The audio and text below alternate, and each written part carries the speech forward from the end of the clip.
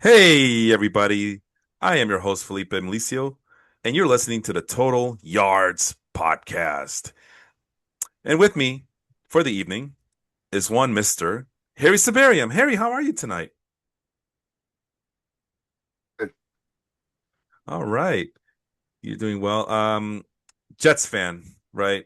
Yeah, Jets fan. A little Uh, excited, but also like the one year I shouldn't be excited because I want to try to get the first pick next year.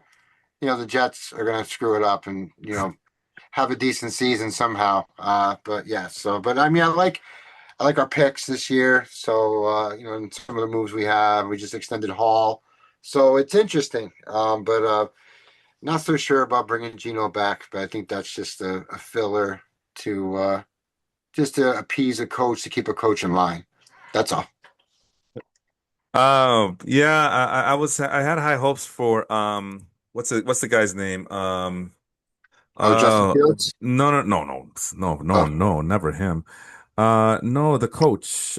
He came from the Lions, and he was Aaron Hall, right? That's the dude's Aaron name. Glenn. Glenn. Aaron Glenn. Yes, Aaron Glenn. Yeah, he's a Jet. He played for the Jets. So Yeah, I uh, know, I know. yeah, I was alive for that time. Yeah, but I don't know. We'll see what happens. I mean, but that's why I think that they. I'm assuming that's why they traded for Geno was that you know to find some type of balance to be able to move. To still keep his job at the same time. Have him there to kind of mentor the next guy. I mean, I don't think everything was Geno's fault with the Raiders. I don't think it was all his fault. I'm not saying he was great. Don't get me wrong, but it seemed like the Raiders had a lot of issues there going on. But so we'll see. We'll see how the season goes. yeah. I guess since we're talking about the Jets, I'm inclined to kind of update rather quickly at least their offensive roster. With Adonai Mitchell, Garrett Wilson, and the rookie Omar Cooper Jr., who we're going to talk about today. This is mostly a fantasy football podcast, so I'm not going to get too involved with the linemen, but I will say that they do have a first rounder at left tackle in Olu Fashanu, right? In Yep. 2024, it looks like he was a first rounder. Yep. They signed Dylan Parham. They signed Josh Myers. Uh-huh. Oh, well, doesn't say when they signed them. I'm on the Our Lads website, so I'm kind of like trying to deciphering the codes. Joe Tipman is a former second round pick, and then our right tackle is Armand Membu, who's a first round pick from last year, Yeah, it followed was a by great pick. yeah, okay, so some things are hitting for you guys. They did draft another rookie this year, Enes Cooper at right guard. Mason Taylor, Kenyon Sadiq. We'll talk about those guys shortly. And then, as you mentioned, Geno Smith at quarterback. I guess I see that they got two guys from the Raiders, Parham and Smith. And then they also have Cade Klubnik, who's a rookie quarterback. Brady Cook, who I guess he played college football in 2025. Is that what that means? I don't know. Bailey Zapp, who yeah, I can't believe he's still in the league, but he's a four-string quarterback. And then a running back got Brees Hall, Braylon Allen, Isaiah Davis. So some talent here. They got some talent. I don't know if it's winning talent. I don't know if it's steal some wins from the Patriots and Bills type of talent. But there are some names to look out for. Any of those names, or maybe some names that I didn't mention to you right now that kind of catch your fancy or you're excited about for this upcoming 2026 season? I mean, I'm interested to see if the rookie gets a chance because his junior year at Clemson, he was a monster. I'm sorry, which rookie? Klubnik? Uh, yeah, Klubnik, yeah. He was a monster his junior year. So senior year, he got hurt. He had the injury to his ankle. I read some reports where there was sometimes he could barely, walk, like, literally barely walk. He had to push himself through games and stuff. And I think they also ran the ball a little more as well as senior year. So I mean, maybe he's just a journeyman guy, maybe it's just a backup, but there is some raw talent there. So it all depends if he can make the jump. I mean, that's what it is. So I think it's an easy opportunity. And if it doesn't work out, then we go draft the QB we really want in 2027. I mean, technically, what there's like six guys coming out next year, possibly. I mean, I mean, Yeah. I mean, I know we're not shooting, for the future at this point for our podcast, but the point is that for the Jets, though, I think, having the kid from Clemson, you know, I mean, if we're losing it, if we're losing badly, throw the kid in there and see what he can do. You know what I mean? But Yeah. guess we'll take how that goes. But I think with Brees coming back, I think Brees coming back is the big thing. Because now you got a guy clear-headed, wants to play, wants to be here. That and actually, I want to see how Garrett now fits in. You know, he's going to have now. He's got Mitchell, who's who take things long, and then Cooper, who's now coming in. And then you got the freak Sadiq there, tight end, and they may Hmm. run two tight end sets. I think this may be beneficial for Garrett Wilson. I hope Uh, so. yeah, I think it will be. And Geno does like to throw the ball. I mean, he's good. I mean, Geno Smith is basically Jameis Winston in some aspects. You know what I mean? Maybe worse. But I mean, they like to throw the ball. So Yeah. in fantasy, you want a QB that's going to throw the ball. If you have a wide receiver, that's going to bank on that, right? So Yeah, no, I think, and we haven't even mentioned like the Tim Patricks of the world who has some experience. I don't know where I've heard the name Isaiah Williams before, but that name sounds familiar as well. He's listed as a backup slot receiver to Omar Cooper Jr. for right now. So, like right. I said, there's some names, there's some talent. I don't know how they're gonna gel together. And like you said, Geno Smith likes to, man, if they're gonna be as bad as last year, Geno Smith might not have a choice but to throw the ball a lot of times, which bodes very well for fantasy football purposes. So speaking of fantasy football, you are part of the Total Yards Podcast League, and you're coming back for another season after uh, succumbing to a 4-10 record last year. Looks like Fantrax has you ranked as the 11th best team last year. We only have 12 teams, unfortunately, Harry. So you got your work cut out for you. So I like to ask a lot of any league members who show up to these podcasts of mine. What did you learn last year about fantasy football, about this league, about yourself in regards to fantasy football? What did you learn last year? Uh, Tough to say without the league in front of me. I can't remember all the players I have, so I'm I trying to see got you. I got if I you. get it up and open. But Yeah. let's see. I'm going to fan tracks now. Um, so like I remember having let's see. I'm trying to remember. So, I mean, I can start us off. I mean, you got Bo Nix, Ashton. You mentioned Ashton Gianti already. Well, Uh, that was in a trade. I mean, yeah, yeah. so I can't remember the entire particulars of the trade, but if I remember correctly, um, Joe wanted Kraft. He wanted Kraft. He felt Tucker Kraft would do Packers, yeah. him, yeah, would do superior justice for him. And then I saw the writing on the wall as far as like, how can I try to do something else? Because the players I picked, I remember I had Kyron Williams, I believe. And I believe I even had Brian Thomas Jr. Yeah, at one These point, yeah. right. So these guys were failing me. Hmm. So to make the trade work, I decided to. Sorry, I'm trying to log in at the same time. So I decided to take a chance to see if I can make Genti work for me, and he ended up not working for me. Right. So that's what kind of failed me in some aspects. Plus, last year was challenging because you threw us the curveball with the two tight ends. So here we go. See, this wasn't up the other day. So now I can get to now. Was Uh, it? so So wait, I want. What was your team name at the beginning of the season? oh yeah, so yeah, it was the sauce. I think it was the sauce. Was it the sauce sack exchange or the sauce exchange or something like that? And then And you then when changed it. yeah, and then when Sauce got traded, Sauce Gardner, I put the no one left exchange. Um, I mean, that was kind of heartbroken because I liked Sauce, but at the same time, it ended up being perfect. So So here's the trade in front of you, by the way. I'm sharing it on my screen here. And just for the sake of verbalizing it on making it on the audio, it looks like Joe traded you Ricky Pearsall from the 49ers, right, David Njoku from the Browns, another tight end, Chi Okonwu, is that how you say his yeah, name? His name gets caught yeah, off there.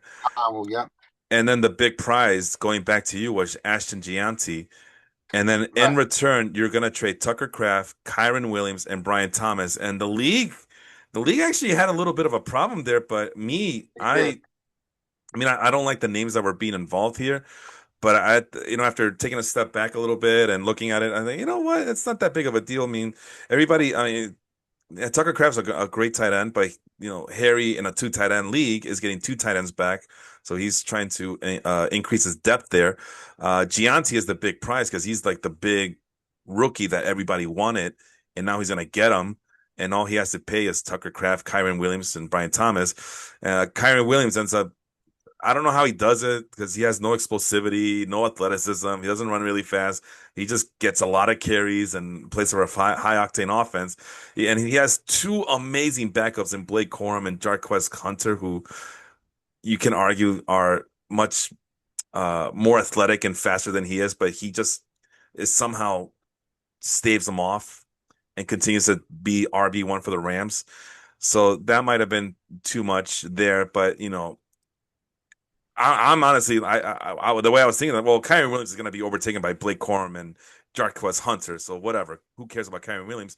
And to Kyron Williams' credit, he just kept playing, which, Well, he did. He did, yeah, but Blake Corum it did, steal, you know, uh, s- he did steal touches from him, I know. and I kind of That's saw why I the have him. I and get I, him and every I, year. and I kind of saw the writing on the wall with that. And then to be honest about the whole situation, Kraft ended up tearing his knee the next week. Yeah, You know what I mean? Literally the next week, so I felt bad for Joe because, that's who he really wanted. And he kind of should have just stuck to his guns and kept what he had because yeah, maybe it would have benefited, more from. But now it gave me an opportunity now because I had neighbors. I lost neighbors for the season. I also was high on Calvin Ridley last year, and so were some other experts too. yeah. And he really flopped for me. Like he was not good. At least I was very disappointed in Calvin Ridley. I thought he'd have to be better, and I thought Pearsall would be better too. I really thought Pearsall was going to kind of step up in San Francisco, and I was wrong about that too. Yeah. Uh, I mean, he was kind of injury, he had some lingering injuries, but I thought he'd bounce back. But If, I jumped the gun on that guy. But at least I yeah. got JT out of it, and then now moving forward, um, you know, because our league is a keeper league, and each year you get, this is the first keeper year, right? So Yeah. you get one this year, two next year, three the year after, and then you And- throw back. Yep. Now I have options, and then Yep. especially with neighbors up in the air, I'm not sure what's going to happen to him. He just had some, recent surgery to clean up some scar tissue in the knee that he had surgery on.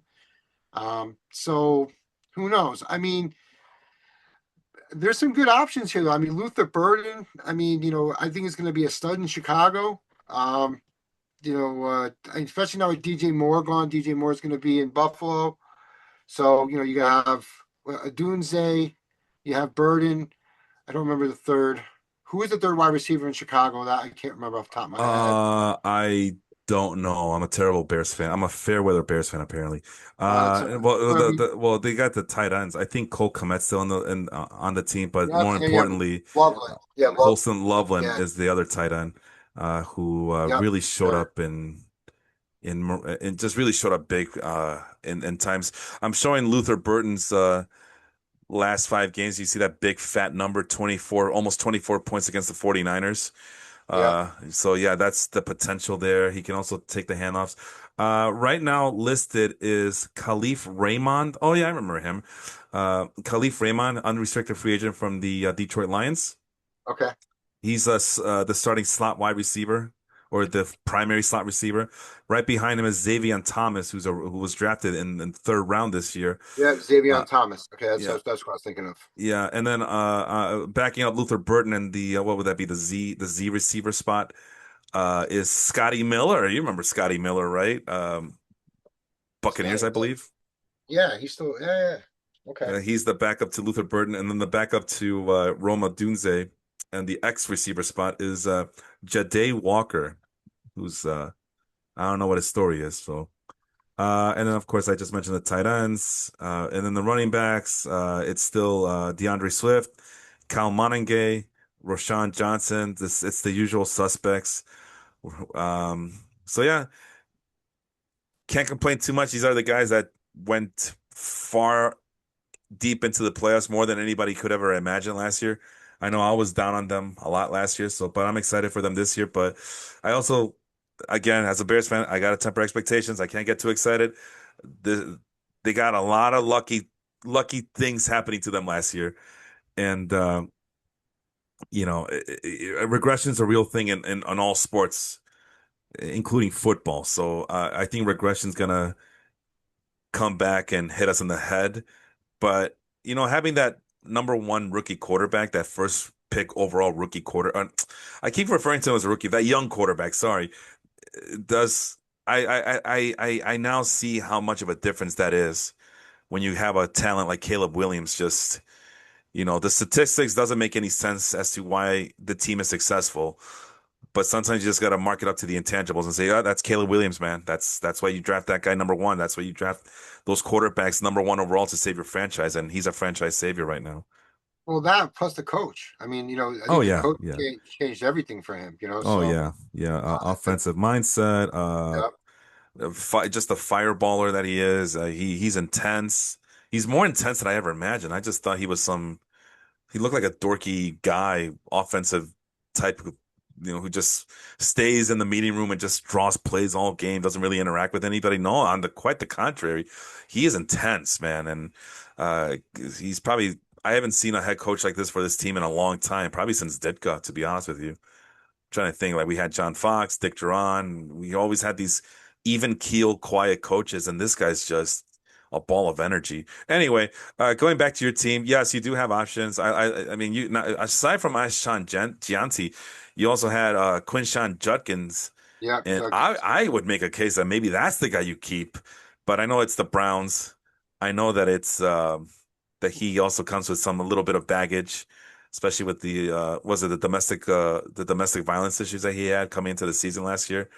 Yeah, but I mean, it's also he's coming off an injury as well. You know what I mean? True. Like, it's tough because like this is a even though it's keeper, it's still redraft. It's a redraft keeper league. It's not dynasty. So, Right. um, you know, uh, I mean, the two, like I mean, I guess you could consider Judkins as well, but Neighbors, if Neighbors was coming back clean with no surgical issues, maybe Neighbors is the go ahead favorite. But I now got to think about it because I'm looking at four pieces there that I think could really be valuable to me as far as being my keeper.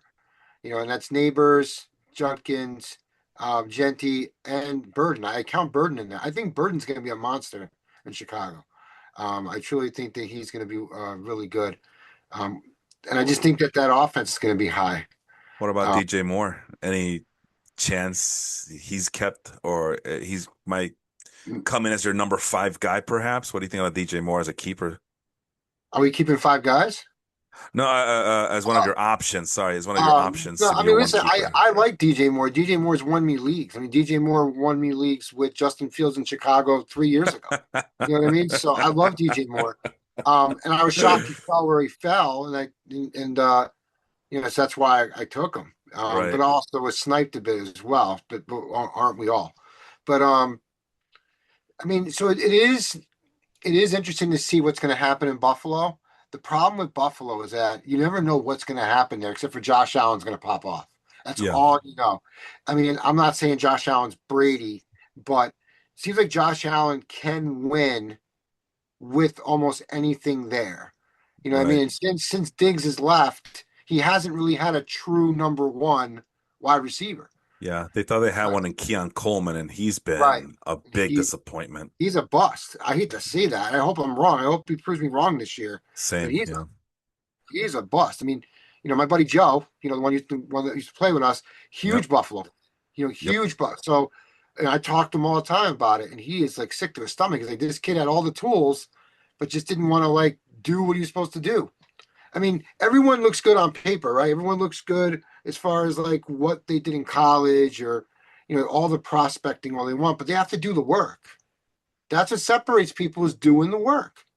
And it seemed like from everything I've read and everything that Joe's told me and any other Buffalo fan, Coleman didn't want to do the work. He just kind of showed up and thought he just would just play ball.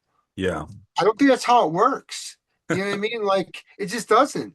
I mean, I've played recreation basketball most of my life, right? I played against a college guy and he crushed me, right? Like the college guy can't even, beat Brian Scalabrine. Brian Scalabrine, who's like, NBA, whatever, was like a seventh man, eighth man off the bench, then was a 12th man at one point, is going around parks to this day beating up park guys in his late 30s just to prove the difference between NBA ball and whatever you think is on the street. My point of my story is that it's the same way with any type of level. When you go up and up and up and up, you could be the man in high school. You go to college, you're not the man no more. Right. Or you got to be, to become that man, you got to actually do the work to get there. And I then the thought, next level, I thought you were gonna quote Ric Flair right there. listen, everything's wrestling. Everything I should have known better. I Yeah, that's almost I almost quoted Flair, to be honest. I was thinking about it. I had to correct myself. But the but my point of my statement is that that's where Coleman and Phil dropped the ball. We're yeah. like we're like a guy like Burden. I think Burden is going to take that next step. I mean, Burden and Dunze, they're going to be both solid, like almost 1As to each other. You- That's what I see happening. Hmm. I mean, again, I could be wrong. I thought a lot of things last year. You know what I mean? But that's what Yeah. it's. Every expert, has something wrong. No one's ever correct 100%. So I can. At first, I wasn't open to that, but not, the more I think about it, I could definitely see it. Like we'll have the first game will be the Roma Dunze game, but then the second game will be Luther Burton's time to shine. You know, I could definitely see that happening. But as it stands right now, I mean, Odunze and Caleb Williams definitely have the chemistry going because they came up as rookies together. They probably have worked the most together. And then here comes Burden, who's like this uh not a jack of all trades, but like this Swiss Army knife. He's a gadget player, right? He comes in as a gadget player, and now he's gonna right. be the guy opposite of Romo Dunze, and he's super fast and super explosive, and the guy who can probably turn like the bubble screens into 50-yard gains, and so that's exciting. Um, so I'm looking forward to that. I'm not sure if their wide receiver core is better than last year's team, especially when you lose a guy like DJ Moore. I mean, we saw DJ Moore kind of fall out of favor in that offense, but when it counted the most, Caleb Williams was looking for number two in the end zone every single time, pulling wins out of his behind. Anyway, but That's when guys need to step up. That's where that comes from. exactly. Yeah. And So, DJ Moore is a big time player now going with another big time quarterback in Josh Allen. So the primary wide receiver. So hopefully and like I said, Keon Coleman is now in the back burner. You got role players like Joshua Palmer and Khalil Shakir in Buffalo. They drafted a rookie, Skylar Bell. Well, I hope to get to him later tonight on this podcast. And then just getting back to your team. Yeah, aside Quinshawn Judkins. I do notice that he did have four tight ends, so yeah, that's kind of like what I've been trying to do for fantasy baseball. Try to see if I can get as many catchers as I can. Not doesn't always work out that way, but it's kind of like I think I told you this a long time ago. Like the tight ends are basically the catchers of fantasy baseball yeah, you or said that. fantasy football. Sorry. So and somebody in my baseball league because I'm in a two catcher league. Because the commissioner's an idiot over there. Wait, I'm the commissioner of that league too. But anyway. Yeah, they basically said the same thing like one day, and I immediately thought about you. Hey, that's what I told him the other one time. Like catchers are just basically tight ends. Can you stop forcing us to select two tight ends?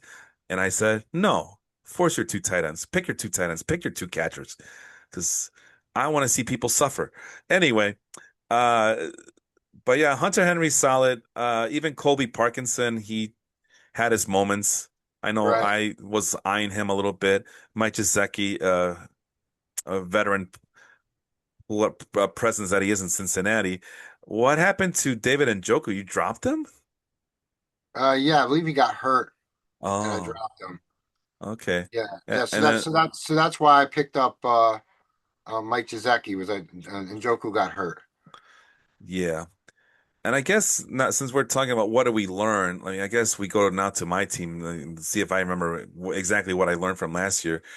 But I mean, I looked at my team and I'm just scratching my head. I know I don't have the best wide receivers, but that's because wait, that yeah, Gary Wilson. I mean, losing Gary Wilson, I had so much high hope for him last year. I drafted him in every single one of my leagues that I was in playing fantasy football last season. It just didn't work out, but I think number one is the injuries also took a toll on me. And I'm not using it as an excuse, but it's kind of hard to get anything going when you lose your best player, CeeDee Lamb, and you also lose your best running back in Omari and Hampton for long stretches of time. That's why I was talking so much crap about Kyron Williams is because I was waiting for Blake Corum to take over. But you know, yeah, the injuries, and then Zach Charbonnet also got hurt a bit last year as well. Even though he's the backup, he just finds ways to be productive. So I like that about him. But yeah, and then to my credit, I did lose Omari and Hampton, but I also did a good job of getting Kamani Vidal from Yep. waivers before anybody Yep. could get to him. Um, but then the other thing I noticed about is like I did go a little bit overboard with the rookies last year, but I'm telling you, man, Alex and I did the rookie show last year, the rookie show last season, and I just kept going crazy. Like, wow, this guy can do this guy can do that. Now he's going to this team, and he should be the sole guy to get all the touches. You know, Ted McMillan and Omari Hampton. Oh my God, Travion Henderson. Jaden Higgins. Maybe don't draft him now, but someone's gonna draft him, and then someone's gonna drop him, and then I'm gonna pick him up. And Jaden Higgins did show up as the season progressed to be a productive member of the Houston Texans. There's an 18-point game there, but as you can see, a lot of growing pains, especially when you have Nico Collins being the primary guy and a bunch of other. They had a lot of Well, they skilled also had position O players. Yeah, line. They had O line problems. yeah. And Again, yeah, correct. Yeah, and then Stroud's been up and down. I mean, this is Stroud's make or break year. I mean, this is yeah, it. This is where he has to prove that that his poor performance, his last year was a fluke. You know what I mean? Like he has to step up. yeah, yeah. Because yeah, it's just weird that it's just not been working out for him because everybody had some high hopes for him. But and again, I got to remind myself on this, looking back on this team once again, is I did start the year like what, 1-6 or 1-7, something ridiculous. Like, and I also remember that I wasn't getting blown out either. So I was the opposite of the Bears. I was losing those 50-50 coin flip games, but it is what it is. I mean, when you lose those games over and over again, that just comes down to decision making. I Well, could say it's well, bad luck, but it's a well, lot of this. fantasy sports is all about points against. It's Yeah, all it's the luck factor, right? yeah, it's your points against. It truly is. You can have the greatest game in the world, but if the other guys have a better game, then you're gonna lose. It's just the way it works out. Yeah, so it's not too much entirely lack of skill set on my part or just entirely bad decision making, but it's just bad luck. I'm not gonna use that as an excuse because I'm also a believer that I can create my own luck, but it is what I'm happy with this team. If this was a dynasty league, I would be super ecstatic to come back with this. I feel like The Rock and Gridiron Gang. I wouldn't want any of those guys on this team. I like this team. I like the players on this team. I wouldn't want anybody from that team on this team. I don't know if you ever seen Gridiron Gang? I You looking at? haven't. I Oh haven't. my God, it's such a great movie. Oh wait a It, minute. Oh wait a minute. Is that the one where his daughter is on the team? It's like no. no, it's The Rock. It's based on a true story, and Exhibit is also one of the assistant head coaches. Oh, okay. Yeah, yeah. I've seen it a long time ago. Yes. Okay. Yeah, I remember that that. always stuck out to me because that's part of the speech. And The Rock up, he's Big coaching this motivational. Right. big motivational. He's coaching this prison gang, a prison football team, playing against high school teams and stuff like that. Yeah, great movie. I'm a sucker for that type of stuff. So, uh, but anyway, like I said, if this was Dynasty, I would be very excited to bring a lot of these guys back, but it's not. But the fact that I was able to pick Kenny Gainwell from the Steelers and he was pretty productive, it's just hard to tell when he'll be productive because the Steelers had guys like Caleb Johnson and Jalen Warren, but Gainwell, show why he was like a sneaky talent when he was drafted by the Eagles. I think he was drafted by the Eagles, I should say. I know he was with the Eagles for a long time ago, but Adonai Mitchell, like guy picked him up as well after he was traded to your team, the Jets. Christian Watson, he just sitting there on waivers, getting ready to come back from injury. Like, well, Yeah, nobody, no, he's had some nobody. really health issues. He's had a lot of health issues over Yeah, the but years. then he came back and look what he ended up doing. I mean, 19 points there. Okay, but ignore this for the fantasy playoffs. We can't all be perfect there, Harry. But then look at that, 25 points here, 20 points there, 18.6, and this is all him coming back from knee injury, knee Of surgery. course. No, of course. So, The kid's so talented. I'm not saying he's not talented. He just needs to stay yeah, on the field. If he can yeah, stay on the field, uh, he's the number one in Green Bay. I oh, mean, easily. Yeah. easily. You know what I mean? Like he's got all the world talent. He just got to stay healthy.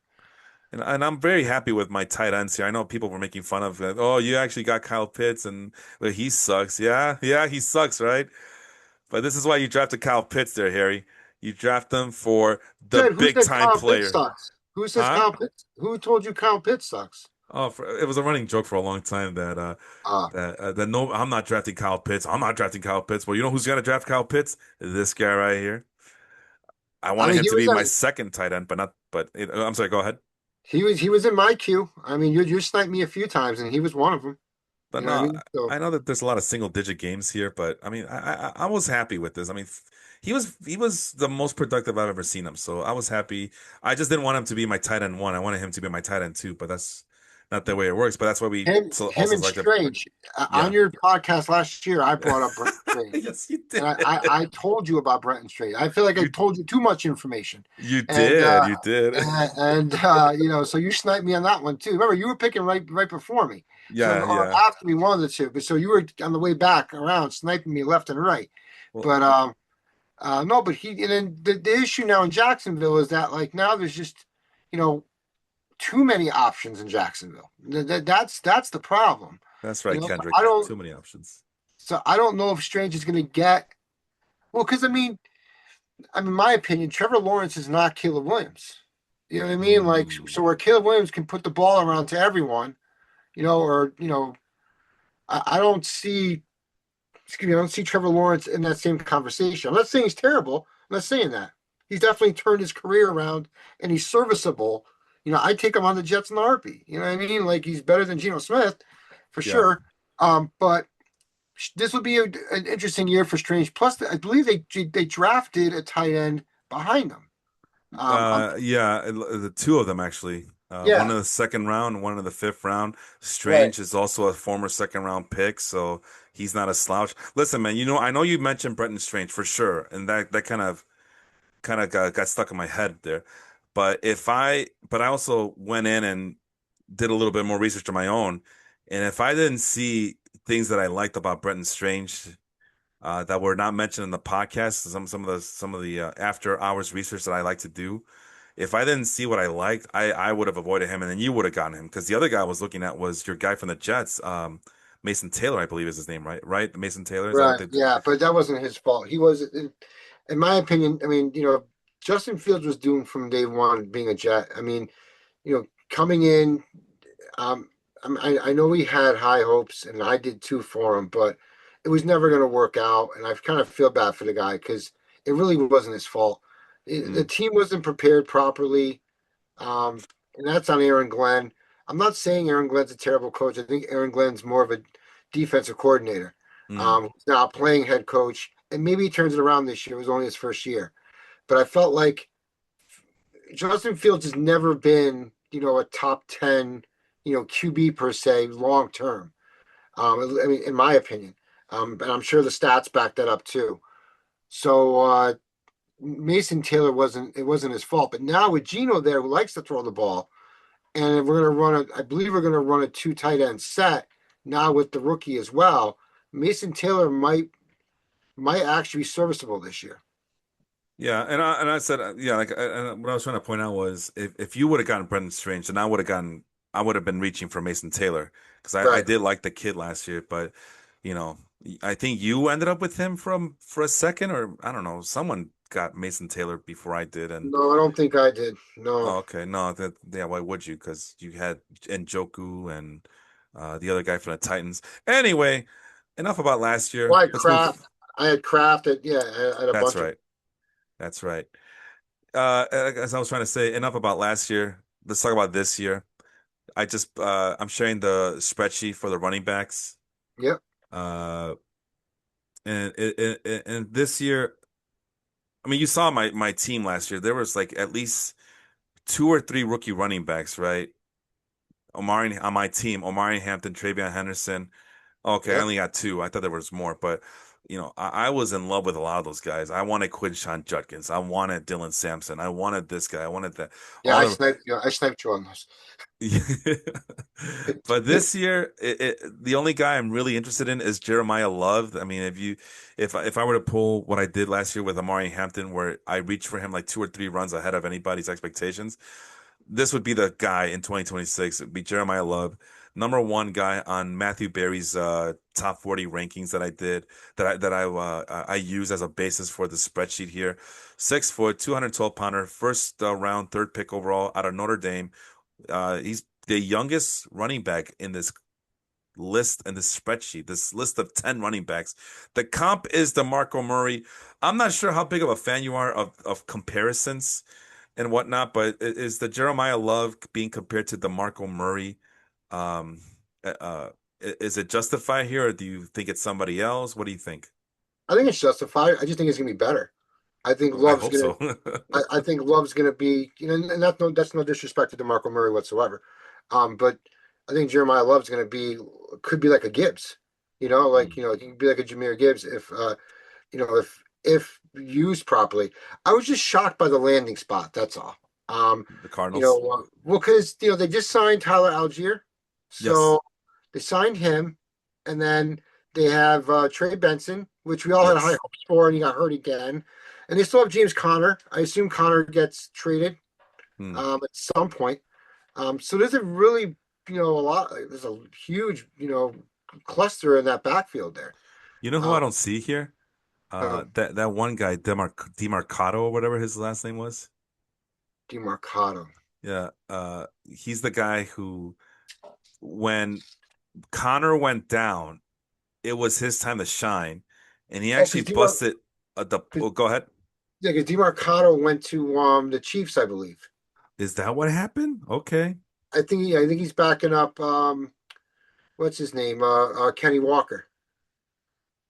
Because yeah, so it's Walker. I think DeMarcado went there, and then Emmett Johnson. I'll double check it before I'll because do it right now, but I just want to point out that Demarcado probably would have stayed a Cardinal player because he did bust out a big run for 80 yards or something stupid crazy like that.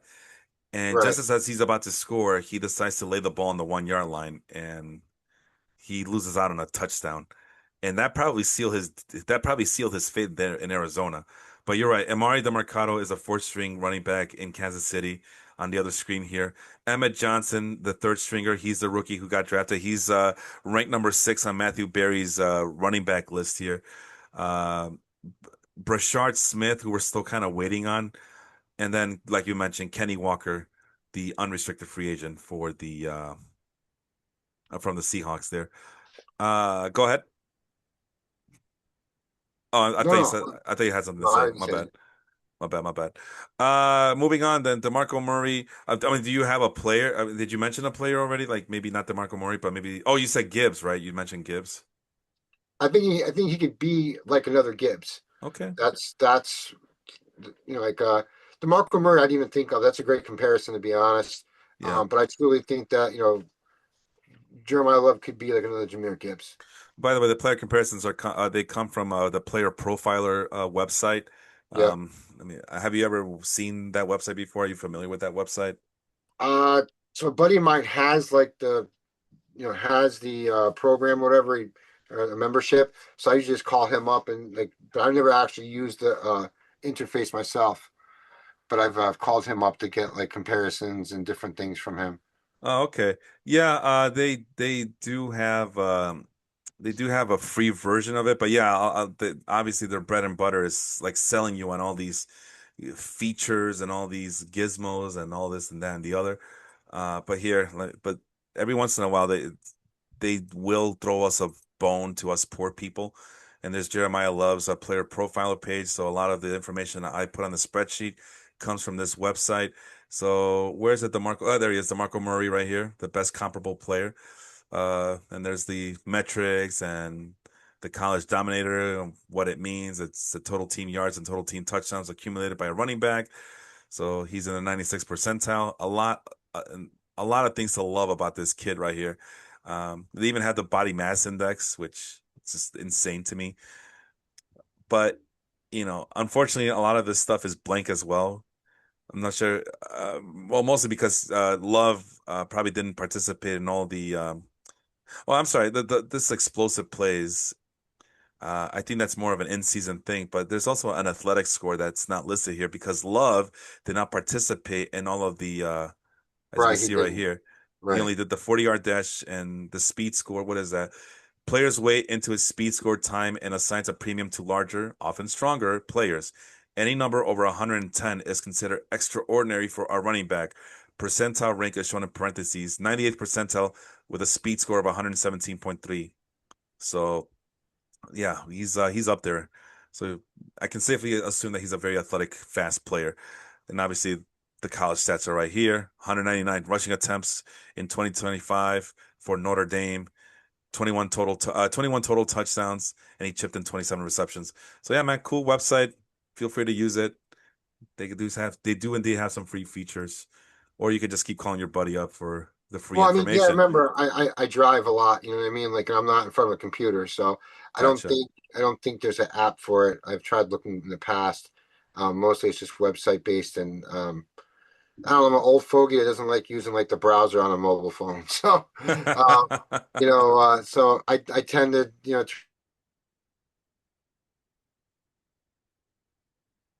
turn to Fantasy Pros and a couple use Keep Trade Cut, although Keep Trade Cut isn't always perfect for like trade, for trading purposes. But whatever. But yeah, I do plan on trying to use that a little more this year. Yeah, sorry, I'm making a quick change here. As For some reason I had Jadarian Price at 4.36 40-yard dash. I guess I must have copied Love's number into Price's number, but there I just fixed it right now. But there's the speed score, and again, the 40-yard dash number, the speed number, the burst number, the college dominator numbers, those are all what do you call it? The conditional formatting. So you know me, Carrie, I like to color coordinate my spreadsheet. So if it's red, that's excellent. If it's blue, that's very poor. Who's the slowest guy here? Emmett Johnson, 4.56 40-yard dash. Speed score.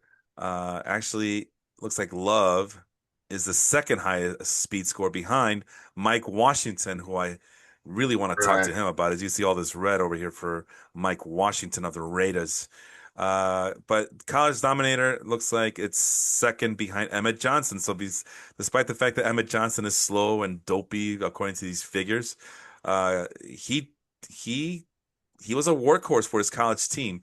But we'll get to him in just a little bit. Here's the rest of it. And what did I put down for him? Oops. What did I put down? Jeremiah Love is the number one unquestioned running back for the Cardinals. Probably the number one unquestioned rookie running back for this year's drafts. But Tyler Algier, like you mentioned, Algier is also on the team. Look at what he did to Bijan Robinson. They did a lot of split carries there. But this is the rookie to draft this year at running back. Do you agree with that assessment, or do you think he might be a little bit overrated in 2026, maybe a better play in 2027? Final thoughts on Jeremiah Love before we move on. The number one running back out of the rookies, absolutely. Yeah, okay. All right, let's move on to Jadarian Price's teammate. I didn't realize that they both went to Notre Dame. Yes, they did. 5'11", 203 pound, the 32nd pick overall to the Seahawks, the champions, as they look for a replacement for Kenny Walker. We just talked about him. Miles Sanders is the comp. Is that how you see it? And it does make a lot of sense, actually. Okay. Yeah, if you have one of your own, let me know. I don't know. No, I'm no, just no. following along. I think Miles Sanders fits that comparison perfect. And as you can see, he's a little bit slower than his teammate over at Notre Dame. The slower 40-yard dash, lower speed score, lower college dominator. Of course, that's going to be a lower college dominator figure because you're playing with Jeremiah Love. Is he? What was his? Oh, okay. So he's a little bit shorter, maybe a little bit more stockier compared to Love. And yeah, so he suffers from just being with someone that's better than him. on his own college team, but he was selected and he is listed as the number two running back here. So what are we saying about him? Oh, I think I made this a little bit too big. There we go. He's back up to Zach Charbonnet, but he's currently marked as injured. Charbonnet is, I believe. Yeah, I think Uh, Charbonnet is out for at least like what 8 weeks. I oh, think. is that what it is? I Oops. thought. I thought. I mean, don't quote me on it, but I'm like a 50%. I think he's out for at least 8 weeks. I thought because he tore his ACL. Oh, really? I didn't I thought he realize tore. that. I thought he tore his ACL. Then that's why Kenny Walker popped off. During the playoffs. Yeah. Oh man. Yeah, our lads is not telling me as to why they show him as red, but they're not telling me why he's red.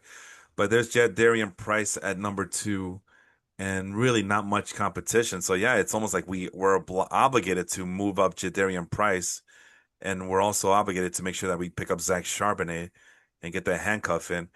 But to the point of the injury, the I did mention that opportunity should be there for the rookie running back. Final thoughts on Jadarian Price over there, if any. I really think that he can take the job if he just comes out the gate running. I just don't. I'm just not 100%, confident that's going to happen. I think it's going to depend on what moves on. Yeah, remember, there's a new offensive coordinator now. Yeah, Kenny Walker is gone. yeah. I think Seattle may have some adjusting to do. So it's not going to be Price's fault, but it all depends on what the new OC can put into place. To the number three running back on the list, Jonah Coleman listed on the as 14th overall on the Matthew Berry rankings. What's his thing here? 5'8", 220-pounder, fourth round pick out of Washington. The comp is David Montgomery. Thoughts on that? That makes perfect sense. Yeah, Like, he's a bowling ball. yes, yes, Well, as you can see, he did not bother with any of the combine stuff, but he right. does have a middle of the road 25.8% college dominator score from Washington. And then what did I say about him? My computer can act right. He's a number three running back behind J.K. Dobbins and R.J. Harvey, but has a chance to move up the depth charts. It seems like what's his face? Sean Payton really soured on R.J. Harvey. It's like, well, if you why did you pick him then? I mean, R.J. Harvey was supposed to be this dynamic two-way type of running back, and it just seems like they lost confidence in him, and they Well, just started feeding J.K. Dobbins more. Go ahead. I think Harvey. I mean, cut you off. I think Harvey didn't live up to the hype of being able to be a two-way running back. That was the issue. Hmm.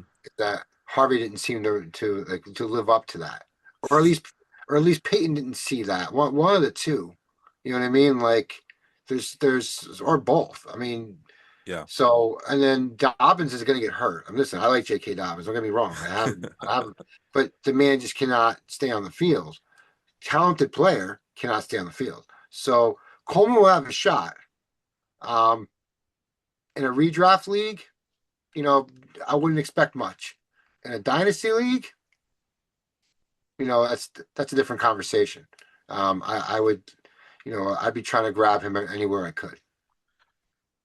Moving on. So that was Jonah Coleman of the Broncos. Now we go look at Nick Singleton of the Titans. We'll probably do one more of these and then maybe not name all the players or I don't know. We got just so we're not spending all this time on running backs.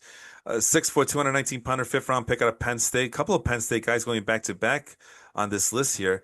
But we'll start with Nick Singleton of the Titans. He's being compared to Kareem Hunt. Any problems with that comparison? No, I think that's a pretty good comparison, actually. Doesn't All bother right. me. Excellent. I'll take your word for it. I'm just taking it for face value, these comparisons.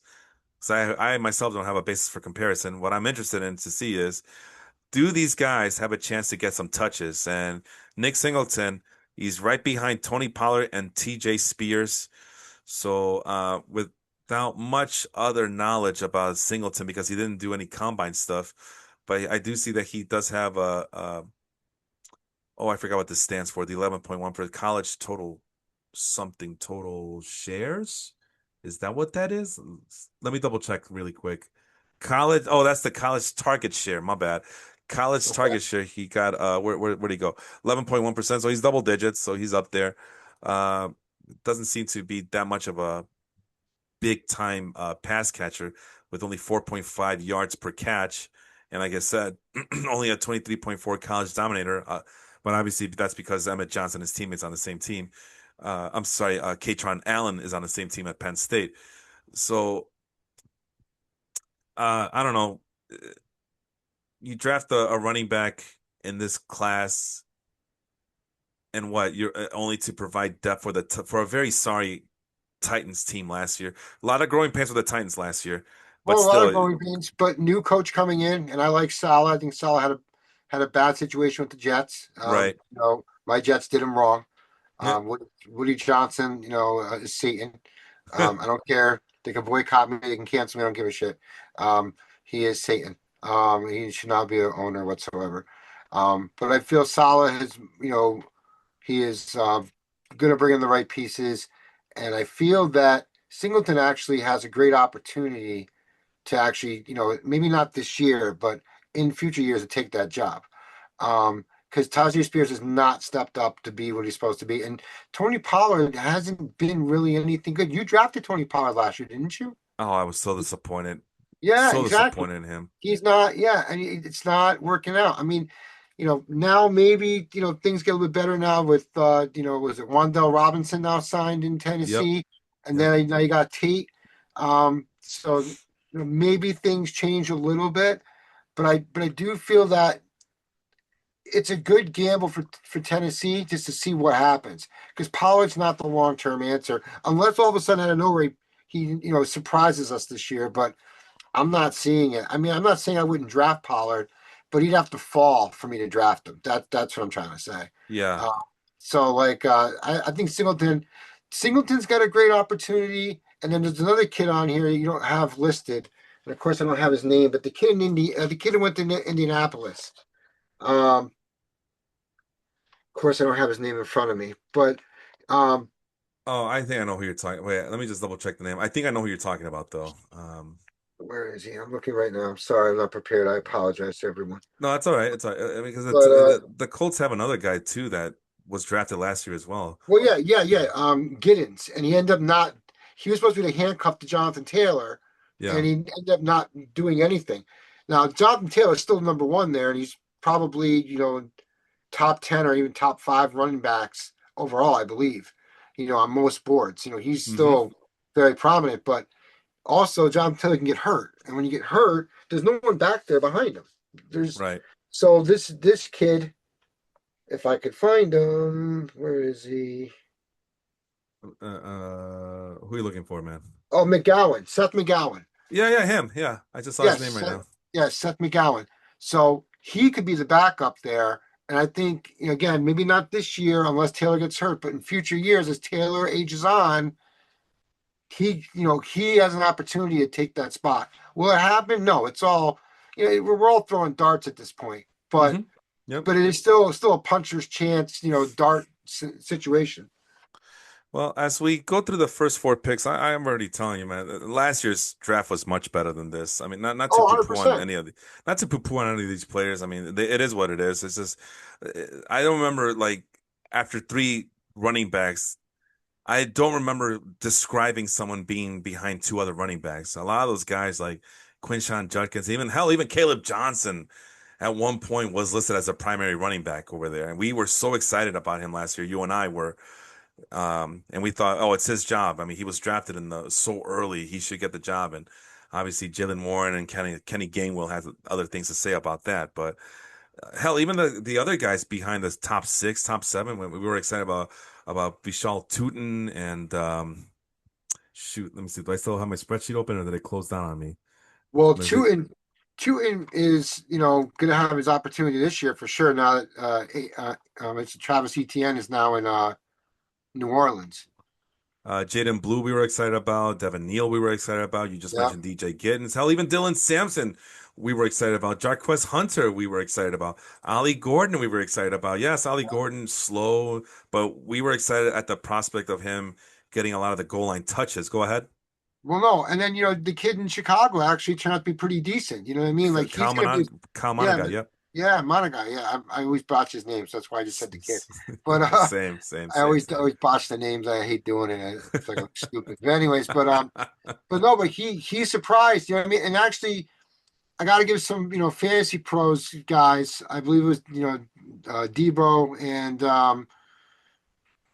Pat Fitzsimmons both said that they really liked this kid. And I Yeah. was like, I didn't think anything of it. And then I saw it and I saw it early. I'm like, oh my God. And so I think he's going to be, again, he's not going to be like flashy and, he's not going to be a Judkins or a Hampton or a Genty, but a solid, a solid running back. Um, the comparison of Bilal Powell actually makes 100% sense. Whoever, if that was Matthew Berry, then he is spot on. That's exactly who he reminds me of. I can tell you that Which player? I'm sorry. a Which player common was it? guy is Yeah. compared to Bilal Powell. Bilal Powell was a Jet, and that's exactly who he reminds me of. So that's a Yeah. great comparison. It's a player profiler. I just use exclusively Oh player no, that's player profiler. So profile. Okay, yeah, yeah, yeah. So yeah, that's a great comparison there. Is Bilal Powell. I yeah. love Powell. Look what I I wrote about absolutely, Caleb Johnson last year. He's the number one, and it wasn't my opinion. I literally go into our lads and look at the depth charts, and at one point, Caleb Johnson was listed as the number one running back, and he was the sixth best running back on that list. We're already at number three on the one that I'm sharing here, and Jonah Coleman's listed as number three. But Brave New World, I said number one running back Caleb Johnson is, but Jalen Warren is number two. Kenny Gainwell is number three, but the rookie's pretty safe for the number one role. Oops. Oops. Boy, was I wrong. yeah, but Anyway, I was wrong too. I was high on him as well. I'm the one that drafted him, and then I dropped him. look, I dropped him. I had to yeah, drop him. I was high on him, and then, but then as we got closer to the draft time, there was a lot of murmurs saying, "Yeah, Jalen Warren's gonna steal this job away from Caleb Johnson, even though he was drafted." And there's like, no way. But then I started listening to more podcasts and more podcasts and more podcasts. They all said the same thing, like, "Uh-oh, I think it might be time for me to rearrange my draft." And I told you about it. I remember we were talking about it uh after the draft was our fantasy draft was over, and you're like, and you couldn't believe there's no way. I think you said there's no way that's happening. No way. Caleb Johnson is the number one guy. No way is he losing the spot to Jalen Warren, and that's exactly what happened. I So was 100% wrong. I was wrong too. I thought it was safe. I mean, black and blue team gets their big ass Jerome Bettis style running back, and they didn't even bother using him. They can't even use him for special teams. I, Anyway, I don't. I mean, but Pittsburgh never makes sense to me on so many levels. Like, I don't know why. Like, I mean, going back to when Justin Fields was starting, and then Wilson was hurt, and then Fields was winning, and then what's his name? George Pickens flipped out because he wasn't getting the ball enough, so they made the trade to they made the move to Wilson, not the trade, but the switch to Wilson, and then just things just seem to implode. You know what I mean? yeah. Like it was just insane. I don't know. I try to stay away from Pittsburgh as much as I can. Um, but actually, getting back to Pittsburgh for a minute, so Kenny, Kenneth Gainwell was the stud that took Johnson's backup job, right? Yeah. And then he didn't land on his feet. I mean, he ended up in Tampa Bay, but he's a backup to Bucky, right? So same thing with Rico Dowdle. Rico Dowdle was in Carolina, he was crushing it. He's now a backup in Pittsburgh. Oh Like, wow. yeah. So how are these guys? I mean, they got paid. I'm not saying they didn't get paid, but how are they not getting like starting roles somewhere? You know what I mean? When they crushed it. I mean, they literally crushed it for a certain amount of weeks. I mean, Yeah. more Rico Dowdle than anybody else. I mean, Rico Dowdle did it in Dallas at the end there for a bit, and then he did Yeah. it in Carolina, and then now he's a backup in Pittsburgh Yeah. with Mike McCarthy, which and then who knows if Aaron Rodgers is coming back. I mean, Right. there's a carousel of QBs if Rodgers doesn't play. You have what Rudolph, Howard, and then you got Alar. So like, which I actually like Alar, but the point is that I don't know. It's just funny how like it's fickle the NFL. Yeah. Yeah. I don't know. It's just weird with the running backs. That's all. Well, just to show you how awesome last year's class was, Brashard Smith, I have him ranked as the 17th overall, probably because that's where Matthew Berry had him. And yeah, he was down and he was fifth on the depth chart for the Chiefs last season, but at least he ran a 4.39 40-yard dash. So even the guys who were ranked low are still kind of interesting. We go back to the 26th draft. We're gonna do the deep dive, the final deep dive with Katron Allen of the Commanders. 25th on the Matthew Berry list, 5'11", 216-pounder, sixth round pick out of Penn State, teammate of Nick Singleton, who we just talked about, Roshan Johnson. Um, ah, we've been You waiting on tell me. Roshan Johnson, man. I don't You know. tell me. You tell me. Do you think that's a good comparison? I don't know. If it's if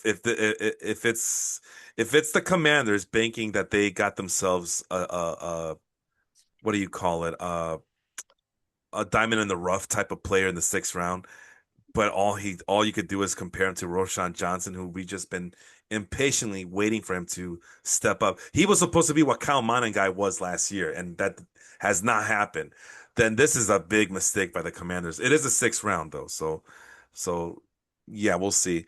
But the Um, Commanders also have what they have Bill, which everyone was, in Gaga with last year, and then kind of, was in a sharing spree with what Chris Rodriguez Jr. or something. yep, it Um, still is. Oh, Rashad or White's is on the not. team now. No, no, Rashad no. White. Rashad White's signed there now, so Rashad White's Yeah, going to be taking up at least definitely the third down. Rashad White's a wonderful, catching running back. correct. Um, Yep. but and he's another one that won me leagues with DJ Moore and Justin Fields and James Conner, just 3 years ago. So I tend to be a little biased to Rashad White, but I don't think he's going to take that job. I think that's Bill's job to lose. White will be the third down guy Yep. and backup, and then this kid Allen. I'm not really familiar with him, so I'm interested to see what happens there. Um, Commanders also, I don't want to ruin it, but they drafted a wide receiver I really like that I'm high on. Hmm. So, and McLaurin can only stay for so long. Right. So, and then they also get the tight end from Tennessee, the one we botched the name of earlier. What's Chig Okongwo. Yeah. Chico Conway, right? So, and then we got to see if Daniels is going to be the rookie, the rookie season Daniels or not. I mean, this is his Right. year to really see if he can bounce back because his rookie Yeah. season he was amazing. Now, Oh yeah, no, yeah. but no one has him drafted low. I've not heard one expert, at least I haven't heard personally, one expert say Jaden Daniels is not going to be anything fine. You know, Jake Seeley from the Athletic, said it outright. He was like, look, guys, like we can predict all we want who's going to get hurt, but if they're healthy coming in the season, I'm going with the fact that they're going to be the player they're supposed to be. Now, if they're coming in hurt, that's a Hmm. different story, Different story. right? So, Right, like, right, right. just like Malik Neighbors, he may not be Malik Neighbors, for a while because he's coming in hurt, coming off of surgery. That's different. Tucker Kraft, same thing. He had a great breakout season last year, but then he got hurt. Got to see what happens when he bounces back. But a guy like Jaden Daniels, who's no longer injured, we're hoping he's going to have a bounce back season. Hmm. But there is an issue of him not having enough strength, kind of fragile as far as size. But I guess my point is that if this kid Allen is a diamond in the rough, he has an opportunity to prove it because there's no one really standing out there that's going to be, the only stud there really is Jaden Daniels. Moving on. I just want to, if I'm gonna spotlight one more player, it's gonna be Mike Washington. Ever since I found out about this guy, I just couldn't wait to talk to you about him. 31st overall on the Matthew Berry list, 6'1", 223-pounder, fourth round pick out of Arkansas. The comparison is Isaac Guerendo, which I do like Isaac Guerendo. It's just a shame that it hasn't like been more consistent in San Francisco. I know that the 49ers are just notorious for, like Kyle Shanahan gets it from his daddy, where they just revolve the running back situation like a carousel. I'm actually still amazed that they went out and got Christian McCaffrey from Washington a couple years ago and utilized a primary guy. But look at these metrics, man. 4.433 speed, 40-yard dash, 126.9 speed, 130 burst score. Not very productive in college compared to the other guys, but uh, this target share of 11% tells me that he's a pass catching running back as well, and Yeah. that he's not gonna be a slouch on the passing game. But it's the raw physical tools that got me excited. Athletic score of 110.6, number one athletic score running back in this year's class. Out of how many running backs were listed here? 8. Oh, okay. So, but yeah, because not a lot of people took the combine stuff, right? Only a handful. Right. Uh, and then at 49th overall, so that's just including the wide receivers and the tight ends. 40, how many were listed? I think it was 147. It's hard to tell because I have this thing so big. 117. Out of 117 athletes, Mike Washington's the 49th best athletic score coming into this, but number one running back. So um, I said that he's number two behind Ashton Gianti, but he's the perfect handcuff. Uh, I think Gianti is like what 5'8". Washington's like what I say he was 6'1", 220, 6'1", 223 pounds. So he's a little bit bigger, actually a lot bigger than Gianti. So it's the whole Jekyll and Hyde or Sonic and Knuckles situation. But Washington looks like he can run. Gianti proved that he can run as well. I think he posted a pretty fast 40-yard dash. Yeah, 4.47 last year. What I say it was for Washington again, I'm sorry, 4.47 for Gianti. So yeah, he's faster than Gianti, more athletic than Gianti, bigger than Gianti. I'm not saying that this guy's gonna usurp Gianti from the starting role, but if you are gonna get Gianti, it might not be a bad idea to get Mike Washington. Hell, if you're looking for a back end running back, it's not a bad idea to draft Mike Washington as a sneaky pick this upcoming season.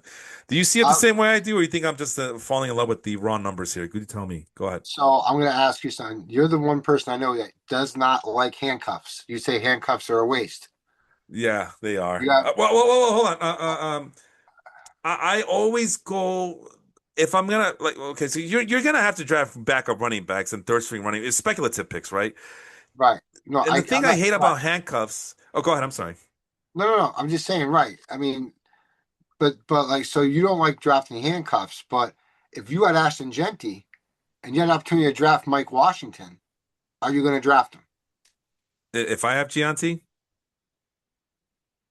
you're talking about me having Ashton Gianti. Correct. Yeah, hell yeah. If I got Gianti, I'm getting Mike Washington. And the reason for that, Harry, is because I just don't, for example, what's a good situation? Um, oh my Lord. Because I actually do like a lot of these backup running backs, but I guess, if I pick let's say Zach Charbonnet Right. is Right. healthy, right? Am I Yeah. gonna go out of my way to get Price? No, because I don't. You just saw Mark Price. Jesus Christ, the Cavaliers point guard. Mark No, Price. Jadarian Price, Fisher Price. No, Jadarian Price.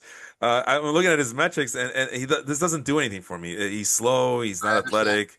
I So that understand. to me is a turnoff. But am I would I dare go and get Zach Charbonnet and then on the back end of the draft I end up getting a Mike Washington?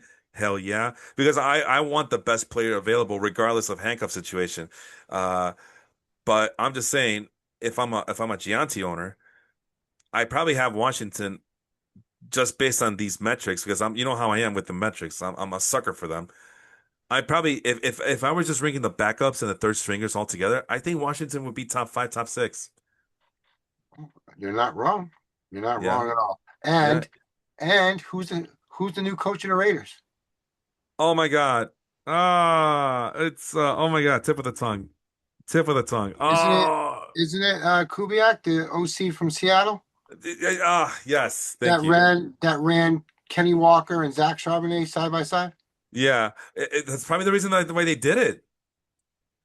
So Which that's a great point by you. I didn't even think about that. that's why Washington was drafted, in my opinion. Yeah, And I mean, no one said that. I didn't read it anywhere, but that's just the writing on the wall. My buddy Hop and I were talking about it, and Hop pointed out to me a couple months back, and well, not a couple months back, so a couple weeks back, and it made a lot of sense. And then I did a little more research, and he's right. So, I mean, I'm not saying Washington's going to take Genty's job. I think Genty's fine. I think they're just going to utilize both guys. That's why I think the Raiders are going to bounce back. I think they're going to run Cousins out there. Heck, some experts think they're going to run Mendoza out there day one. We'll see. yeah, But both you have two talented running backs. One that was a number one pick and one that's not a number one pick but has the intangibles clearly on the screen, right? Between his 40 yards speed, his burst, and all that. So you could run a Sonic and Knuckles kind of like they did in Detroit with Montgomery and Gibbs. Yeah. So And, it'll be and, interesting. And that is not to say that just because they posted. I mean, if Washington was so good, he wouldn't have been drafted what in the fourth round. I mean, this would normally be like first and second round stuff right here.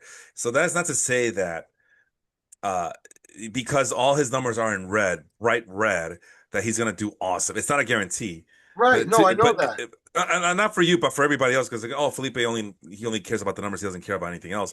But it's still a good starting point for someone like me who doesn't pay attention to college football because I got there's just too many.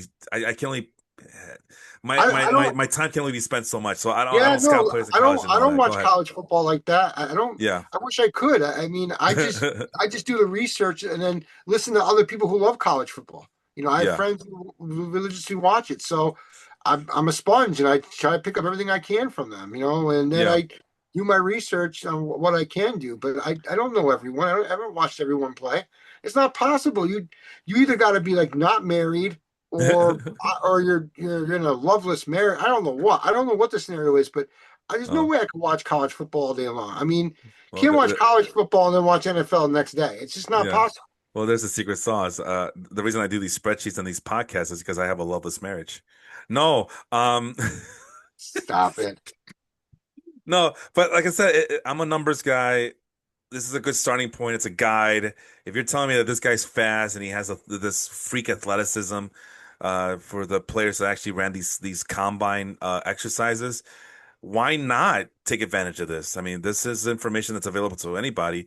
Why not make, and especially if I'm making speculative picks, dart throws, as you mentioned, speculative picks on the back end of the draft, why not go after a guy with these raw tools? And hell, I think you just convinced me that maybe they are going to be doing this Walker and Charbonnet thing that they were doing in Seattle. So, anyway, is there any other running back you want to talk about before we move on? There's Emmett Johnson, Kalen Black, Demond All Claiborne, three, Adam Randall. all three of those. I mean, I know there is some buzz about Black. I know CMC's there, but Black supposedly has some interest to being something there long term, even over Jordan James. But I don't see CMC. Unless CMC actually gets hurt again or slows down, which is coming eventually. I think nothing's going to happen this year. Claiborne and Randall both in opportunities where they could take the job. I mean, eventually. I mean, well, on Randall could take the job once Henry, comes off his throne. But Henry's getting older. So we'll have to see if how long Henry lasts. Hmm. Claiborne's an interesting pick because I don't. Did Aaron Jones resign? I can't remember if he resigned or if Uh, he's still there. uh, I think I have a list up. Jesus. Yeah, Claiborne is behind Aaron Jones and Jordan Mason. I didn't think Aaron Jones re-signed or was still there, but if he is, I think he's on his last year, and I think he's getting up there too. He's like 31 years old. Yeah, he's up there 30, in age. Yeah. yeah, and then Jordan Mason really, I had Jordan Mason last year, and I mean, like the Jordan Mason we saw in San Francisco has not really been back. So maybe Mm, it was a down year. Maybe he'll show something else. I think Claiborne. It's about the opportunity. You know yeah. what I mean? Like I'm not saying Claiborne is any of the guys above him, but he landed an opportunity, and Yeah. now the Vikings actually have a decent quarterback. I know Kyler Murray still. People like to make jokes and the midget and all that stuff, but it's more serviceable than what's his name, McCarthy. You know, Right. you know, JJ McCarthy is not panned out at all there. So the point is that and then you got Juwan Jennings signing there as well. So and you still have the tight end. Of course, now it's what's he was in Hawkinson, Detroit. is it still TJ Yeah, Hawkinson? Hawkinson. Yes. So my point is that a guy like Claiborne could take an opportunity there and run with it if he was given that opportunity. But remains to be seen. Yeah. Where's my mouse cursor? There it is. We talked about. I mean, look. Let me. I guess we'll finish with this. We'll take one last look at the metrics before we move on to wide receiver. Who wide receivers are a little bit more excitable this year than the running backs are. But you see Emmett Johnson, all blue. I'm not sure if he wasn't trying or what this deal is, but yeah, he's just showing up in all blue. But the Chiefs selected him anyway, which is ironic because I thought Andy Reid was all about speed, but with 5'10", 202 pounder, so I guess maybe he's just built big. Maybe that's a big size. I'm not sure. I've never seen the kid before.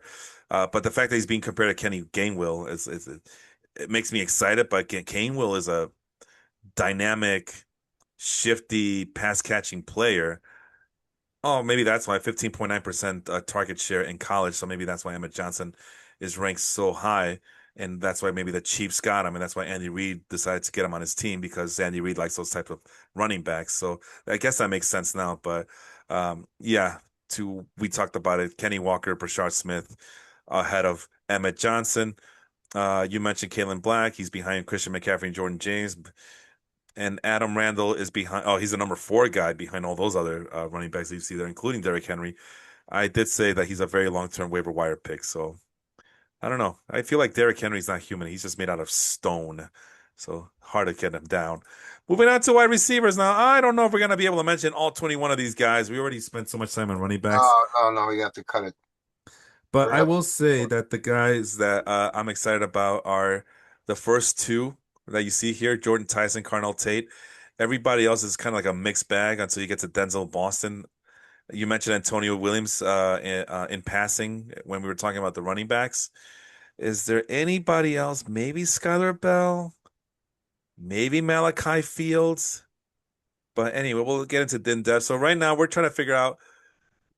I mean, it is these two guys, right? Jordan Tate and Carnell Tate, or do you think there's a third wide receiver that we should be considering here as we try to figure out who are the number one guy should be in the upcoming fantasy drafts? No, no, those are the two top guys in this draft.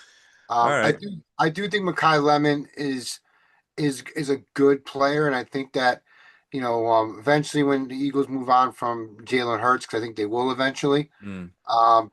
he'll be fine. And I actually, he'll probably might be fine regardless because I think AJ Brown's going to New England. So, Okay. um, well, I mean that's been reported that AJ Brown will be Right. traded to New England on June 1st. I didn't So know it was New England. Every podcast I listen to, it makes it seem like it's a foregone conclusion that AJ Brown is going to be traded one way or another. I just didn't know it was New England. well, yeah, well, there was a report that it was, and I don't have it in front of me, but I promise you, I read the report, that he was talked about being traded to New England, but they're waiting until June 1st for some maneuver.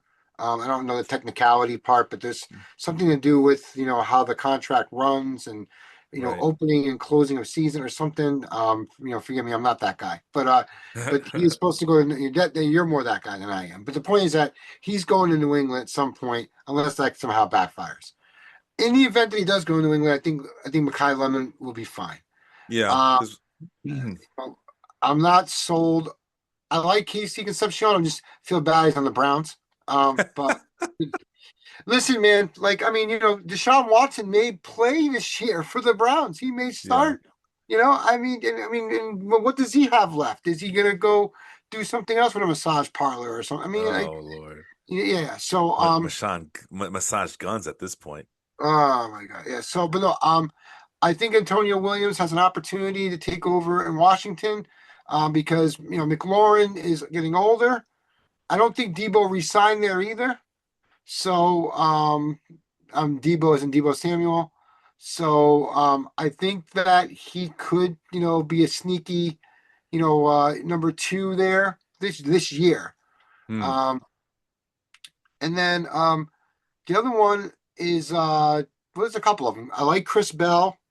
I think he can bounce back from his injury for Miami. Um, and then the interesting one is Ted Hurst. The problem is that the Buccaneers, wide receiver room is kind of crowded. Right. You know, As always. Yeah.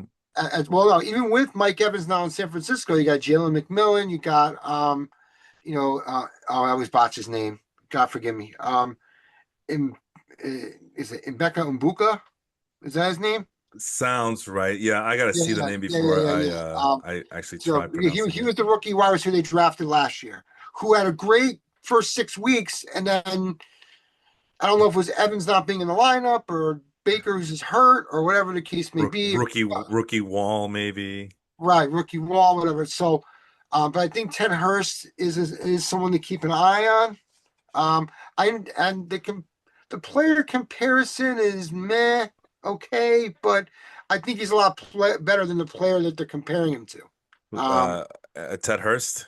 Yeah, well, I think he has the potential of being better than the player they're comparing him to. That's Yeah, all. for those who are listening, the player that he's being compared to is Andre Iosivas, Yeah, I think. Iosivas. Iosivas, I don't know, from the Yeah, Bengals side. yeah, he's Cincinnati, right? He was in Yeah. Cincinnati. So, Well, let's try um, to figure out who the number one guy should be in this year. Just because they're ranked this way doesn't mean that they should be ranked that way, especially for fantasy circles, especially in PPR leagues or even half PPR leagues. But we start with Jordan Tyson, Arizona State. Amari Cooper is the comp there. He was selected 4 picks after Carnell Tate. He is ranked behind in the fantasy football wide receiver rankings over at Fantasy Pros, the consensus rankings as of right. last weekend. Who knows if it changed this weekend? I'm pretty sure they did. He's But still number four. He's still number four on the. I have it printed out. He's still number four on the Fantasy Pros rookie PPR okay. rankings. Let's see, Tyson. So yeah, you're gonna see a lot of this. Like these wide receivers are such divas. They don't have time to be running these drills. Carnell Tate did, and maybe he would have been better off not running those drills because he put up a slow time there. But speed isn't all. Well, it's not just about the speed, right? Otherwise, the Raiders would have won a Super Bowl a long time ago. Jordan Tyson was a very productive player out of shoot, I forgot what school he went to already. What school? Arizona State. Jesus Christ, Right, Arizona State. because he's the Amari Cooper comp. College target shares 34.2%. I mean, he was everything, and it makes me excited for this kid. He's a starting X receiver, so basically he's the island guy, but he's probably the number two guy behind Chris Olave. But you know, Jordan Tyson doesn't seem he's no slouch. Like this is a pretty formidable 1-2 punch here in New Orleans. Do you agree with that, or do you think maybe New Orleans needs another wide receiver, Well, another target, or I don't know? You tell me. there's been speculation that they may even like walk away from Chris Olave. That like Wow, they may yeah, just let him um yeah, concussion because issues and stuff. because Yeah. concussion issues and how much would he cost and all that. So Mm, Jordan Tyson has the opportunity of being the number one there at some mm. point. They also drafted another wide receiver. I know he's probably not on your board. No, Uh, but yeah, you're right. The kid Lance, Bryce um, Lance and Bryce Barian Lance. Brown. But Yes. Bryce Lance So is the direct. I'm sorry to cut you off, but it's the direct backup to Chris Olave. Go ahead. right. So my point is that um, so some experts have said, and I can see it, and I to one of my buddies who I trust, my buddy Hop, he feels the same that Tyson might be the better overall, you know, better career down the road compared, over Tate per se. And it all depends if Olave stays there. If Olave does, if Olave, you know, doesn't stay, then it's Jordan Tyson's opportunity, to take that job. Hey, since we're talking about him, there he is, number 20th, Bryce Lane. I actually added him as a late. He fell outside of the Matthew Berry top 40, Okay. but I added him as a Felipe choice just to get myself a nice round number of 20 wide receivers to talk about today. But look at that size, 6'3", 204-pounder out of North Dakota State, fourth round pick. He's being compared to DJ Chark. But the more I look into him, the more I start thinking about Isaac Tesla from the Detroit Lions last year. Here's the metrics: 4.34 40-yard dash, 118.2 speed score, 137.1 burst score. Which what did I say about the burst score? Oh, I can't. Let me see. Can I? What if I edit the comment? Will I be able to? Nope. Hold on, my friend. What if I make this longer? Can I read? Ah. Oh, wait, and yeah, it gets cut off because I froze the damn thing there. But either way, it's pretty high. And I will, you know what, since I'm here on the player profiler, I'm gonna look that definition up on the other screen and on the website and just read what it means. But there's your guy, Bryce Lane. I can see now why all your points that you're making, I wasn't even thinking about that. That Olave might be gone and things of that nature. I just assume that he's just the guy and the long term I guy like there. Olave. I liked Olave coming out of college. He ended up having the concussions. And then he bounced back last year. I mean, people kind of wrote him off, forgot about him. I think Olave is a great player. I just think that, sometimes, if you can rebuild, to where you can replace someone and allocate those funds somewhere else, right? Hmm. I mean, why not? I mean, I like think about it. Like Juwan Jennings was offered, I believe, an extension or some type of contract last year, and he didn't take it with San Francisco. And I forget the numbers of it, but it was a lot better than what he got now. Now he just signed in Minnesota for a lot less than what he would have got, and now the Niners can now allocate those funds elsewhere. To try and they paid the tackle. What's his Mm. name? Trent Williams. Trent Williams. Yep, Yeah, yep, yep, yep, you know yep. what I mean. So like again, this isn't baseball where there's an unlimited, like salary. You have to try to wiggle what you can wiggle. Right. Um, I think that Olave could be moved or just signed somewhere else.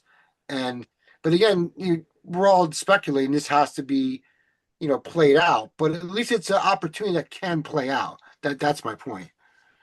And I'm realizing I misspelled Bryce. It's not Bryce Lane. It's Bryce Lance. I don't know why. Right, Bryce Lance. My I bad. thought maybe I I said it miss. wrong, and then I was like, wait a No, minute. no, it does. So Felipe doing typos. That's why we double hey, check our listen, work man. here. Listen, you're the computer guy. I'd be doing this still. If you had me asked me to do this, I'd be still doing this while you're having the podcast running because I'm a hunt and peck. You know what I mean? I'm not you, and I'm grateful for you. Oh, appreciate it, man. So Well, just to get a quick definition on what the burst score means. I mean, this guy's metrics are just flying off the chart here. Uh, so the burst score is equally weighs, and then sums a player's vertical jump and broad jump distances to measure zero inertia explosiveness. The percentile rank is shown. So yeah, it's a combination of a couple of exercises that they do for the combine, and this guy, based on his height and speed, scored a gigantic number, and agility score as well. I mean, agility. I'm pretty sure it's one of the cone shuffle uh drills that they got over there. right, Huge catch radius. I mean, the catch radius is the catch radius. I don't know if I need to explain that one, but the score, it says here that any number over 10.2 is considered extraordinary for a wide receiver. This guy's at 10.48. Small school, by the way. He went to a small school in North Dakota, dominated out there, as you can see from that high college dominator score. A huge athletic score of 107.6, number two among all wide receivers. And how many wide receivers were ranked this year? If I could read my own, oh my God, this is too big. 26 wide receivers were ranked, and he scored the second highest, 73rd among all the players that were ranked in this 147 2026 class. And to your point, he's the backup Z receiver to Chris Olave. Size and workout metrics are eye-opening enough to keep track of for the rest of the season. Is he going to be able to translate those numbers into 2026? Hard to tell. Depends if Chris Olave gets traded before the trade deadline or whatever. All I'm saying is, just like Isaac Tesla, keep an right. eye out. Keep an eye on him. Keep an eye out on him. I'm excited. Yeah, he went to a small school, so it's hard to, compare him to a guy who went to Alabama or something like that. But if you could play, you could play. And these metrics show that at the very least, he can run with the big dogs. So, I don't know. What do you think? Is this one of those where maybe the metrics are just overrating him a little bit too much, or you think that this might be a very sneaky pick from a small school? What do you think there, Harry? No, he's Bryce definitely he's definitely Lance. a he's definitely a sneaky pick. I mean, that's why I brought him up. You know what I mean? Hmm. Like, I would definitely sit on him. I don't. I mean, unless you got a stud team and you don't need any help. That's one thing. But if you're a guy that's just trying to, you know, if your team is built to try to sneak into the playoffs and maybe make a run in the playoffs, and you have a spot where you can just put a guy that you don't necessarily need to like use the first 5 to 6 games, or 5 to 7 games, whatever. I would pick him up. Why not? Hmm. I mean, he's definitely being drafted well in Dynasty. I'll tell you that. Oh Uh, yeah, I can only imagine. but in a keeper league that's redraft, he's still a sneaky pick. Definitely late rounds in my opinion. Yeah. So yeah, that's Mike Washington and Bryce Lance. If I can get those two guys on my team, I would be doing the Super Bowl shuffle. Not because I'm going to win the Super Bowl. I just want to do the shuffle. We move on to Carnell Tate. You can't go wrong with a wide receiver from Ohio State. You can definitely go wrong with quarterbacks from Ohio State. That's what I tell the Ohio State fans, and they get mad at me. CeeDee Lamb is the comparison. So both of these guys at the top two spots, very, very excellent comparison. But again, Carnell Tate ran pretty slow. didn't show that speed. He may not have been trying fully, you know, he might have just been coasting, knowing that he was going to be a high first round pick, or not, sorry, not a high first round pick, but just a high pick in general. He did go in the first round, I believe, right? Um, 32.2 college dominator score, not too shabby, but um, I'm pretty sure there was like a lot of mouths to feed at Ohio State, so we'll give him the benefit of the doubt there. Well, he wasn't even the best wide receiver on his team. Ooh, there you go. Well, Jer- who else is out there? I mean, I'm not. Jeremiah Smith. Ah, yes, I remember that name. Jeremiah Smith. He was, let's see, was undeniably Ohio State's best wide receiver in 2025, establishing himself as a consensus All-American and one of the top players in college football. Recorded 87 passes for 1,243 yards and 12 touchdowns in 2025, Hmm. earning Big Ten Receiver of the Year for the second consecutive season. So, So where is he now? Is he back in no, school? yeah, he's back in school. Oh, good for him. Stay in school, kids. So he's coming out. I mean, I think he's coming out next year. I mean, I Oh, believe, okay. yeah. So I believe he's coming out. He's coming out next year, I think. See, man, you So do know about college football. I didn't know about that. I only know about that because I got in an argument with someone and they told me that they thought I was stupid for drafting Tate when I had. Well, I drafted. Me and Joe were in a league that we're partners in, and we drafted Tate over Tyson because we had Cam Ward. And when I told another buddy about that, my other buddy thought I was stupid. I should have drafted Tyson. I'm like, why would I want the double dip? And then we went on this whole thing about how Tate's not the best, wide receiver to come out of, Ohio State, this year. He wasn't the best player on his own team. And I knew that. I just didn't know the stats about it. So I started doing the research of it. And I had that waiting for this particular moment because I remember doing the research and telling my buddy that he was a jerk, but that he might be right. So but no, but I mean, I'm not saying Cardinal Tate won't be any good. I just think that there is some competition as far as Wandell Robinson. Ridley is still there. I don't know what Ridley's going to do at this point. Calvin Ridley is such a disappointment. I don't even want to get started.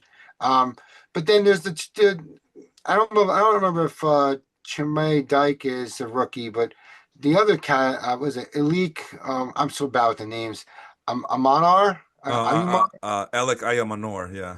Emanor. Thank you. Um, Ayomanor, yeah, sorry. he showed flashes last year. Yes, He he did. showed some flashes. So I mean, I still think Tate will be on the field. I'm not saying he won't be, but it's not clear Tate's the guy there. You know what I mean? Like I think that with Rondell Robinson and the other guy, there is other things that are percolating in that system. Well, Carnell Tate, it does show that he's a starting X receiver, so they're trying to Oh groom yeah, him no, to he's be the starting. primary. Yeah, yeah, Yeah, yeah. yeah, no, he's starting. I'm just saying that like he's gonna there's it's not clear like he's just gonna take the I mean I could be wrong and I'll apologize if Oh, I'm no, I agree but with you there. I mean, I did put down that Calvin Ridley should be the number one guy, regardless of where he plays. He should be the number one guy until Tate and maybe Ward build up that rapport together, right? right. And then you still got Alec Ayamanor, who's just this big hulk of mass, man. He was a very intriguing red zone target. And there was a couple of times that we saw last year that Cam Ward, when he got in trouble, he just threw it to the big fella, and Ayamanor made some plays to your point there. But now he's listed as maybe the fourth wide receiver, maybe the fifth wide receiver, because they do got some players there. Calvin Ridley, Wanderlei Robinson. Yeah, I call him Wanderlei, like Wanderlei Silva. Wanderlei Robinson. So Tim DK is another good player there, and then not to mention the time. Oh, that's right. Your one guy got traded, but Gunnar Helm is now the tight end. I don't know who that guy is. Huh? he was Oh, uh, he was he was the tight end in last year's draft that was drafted by Tennessee. yeah, fourth round. It looks like. Yeah, Uh, yeah. and Daniel Bellinger and Kyle Granson were undrafted, unrestricted free agents from the NFC East last year. Anyway, I'm getting sidetracked there, but no, I do agree. Like, it just so I guess in essence, we're kind of vouching that Jordan Tyson should be the number one wide receiver to be drafted, the number one rookie wide receiver to be drafted in 2026 drafts is what I'm taking here, right? Do we agree to that? Yeah, I Jordan mean, Tyson, number one, yeah. it it depends on what your team is and what you're looking for. But like, if you have Cam Ward, maybe you go with Tate like Joe and I did. Mm. But I don't think you can go wrong with either, but I do think that Jordan Tyson is the number one wide receiver when it's Pound for all said pound. and done. Yeah, Yeah. pound for pound, he will be the better wide receiver with the better resume as well, I think. I gotta be Um, honest with you, man. I don't think this is not the year to be drafting Cam Ward in redraft leagues or even in a league setup like ours. no, no, no. I I don't think he's the right, guy. right. I'm thinking more key. I'm thinking more dynasty, obviously. Long term, gotcha. But yeah, no. Yeah, that makes sense. You know, I agree with that. If you're banking on Cam Ward to be a thing in this league, then you kind of have to double dip with Carnell Tate. I see what you're saying now. Yeah, Yeah, from a I long mean, term yeah. perspective, absolutely. Again, I do apologize. Our league is a redraft league. I'm mostly in like five dynasty leagues. You know what I mean? So like, your Cycles. league is the only redraft league that I'm still in. So Yeah, I have to try to convert my mindset from dynasty to redraft. So, but no, yeah. So without if just strictly being redraft, I probably would draft Tyson over Tate. yeah. Thanks for clarifying there. And by the way, just to reiterate, we do have one keeper in our redraft league, so we have that going. But no, we're not a dynasty league whatsoever. Makai Lemon, 5'11", 192-pounder out of USC, first round pick. Greg Jennings is the comp. But again, these slow figures for these guys who are getting drafted pretty early in the real NFL draft. But it seems like the NFL is gravitated to these guys' college football production, and they just kind of, if it's borderline, well, this is not borderline, I mean, this is below average here, but maybe just because they're at the 4.5 and maybe size has something to say about that. Let's see, what were the sizes? Yeah, I guess 5'11", 6'2". I guess these NFL teams are a little forgiving on these bad metrics. But you can't deny that Makai Lemon was productive in college, a 39.2 college dominator score, the 28.1 college target share. And what do I say? He's starting at the slot receiver position. Hollywood Brown is the backup and will fight for touches alongside AJ Brown and Devontae Smith. And I didn't even get to tight ends. I just saw Brown and Smith. And again, we're still wondering and we're still speculating. Not wondering, sorry. We're almost for certain that AJ Brown is gone. He's gonna get traded, apparently Right.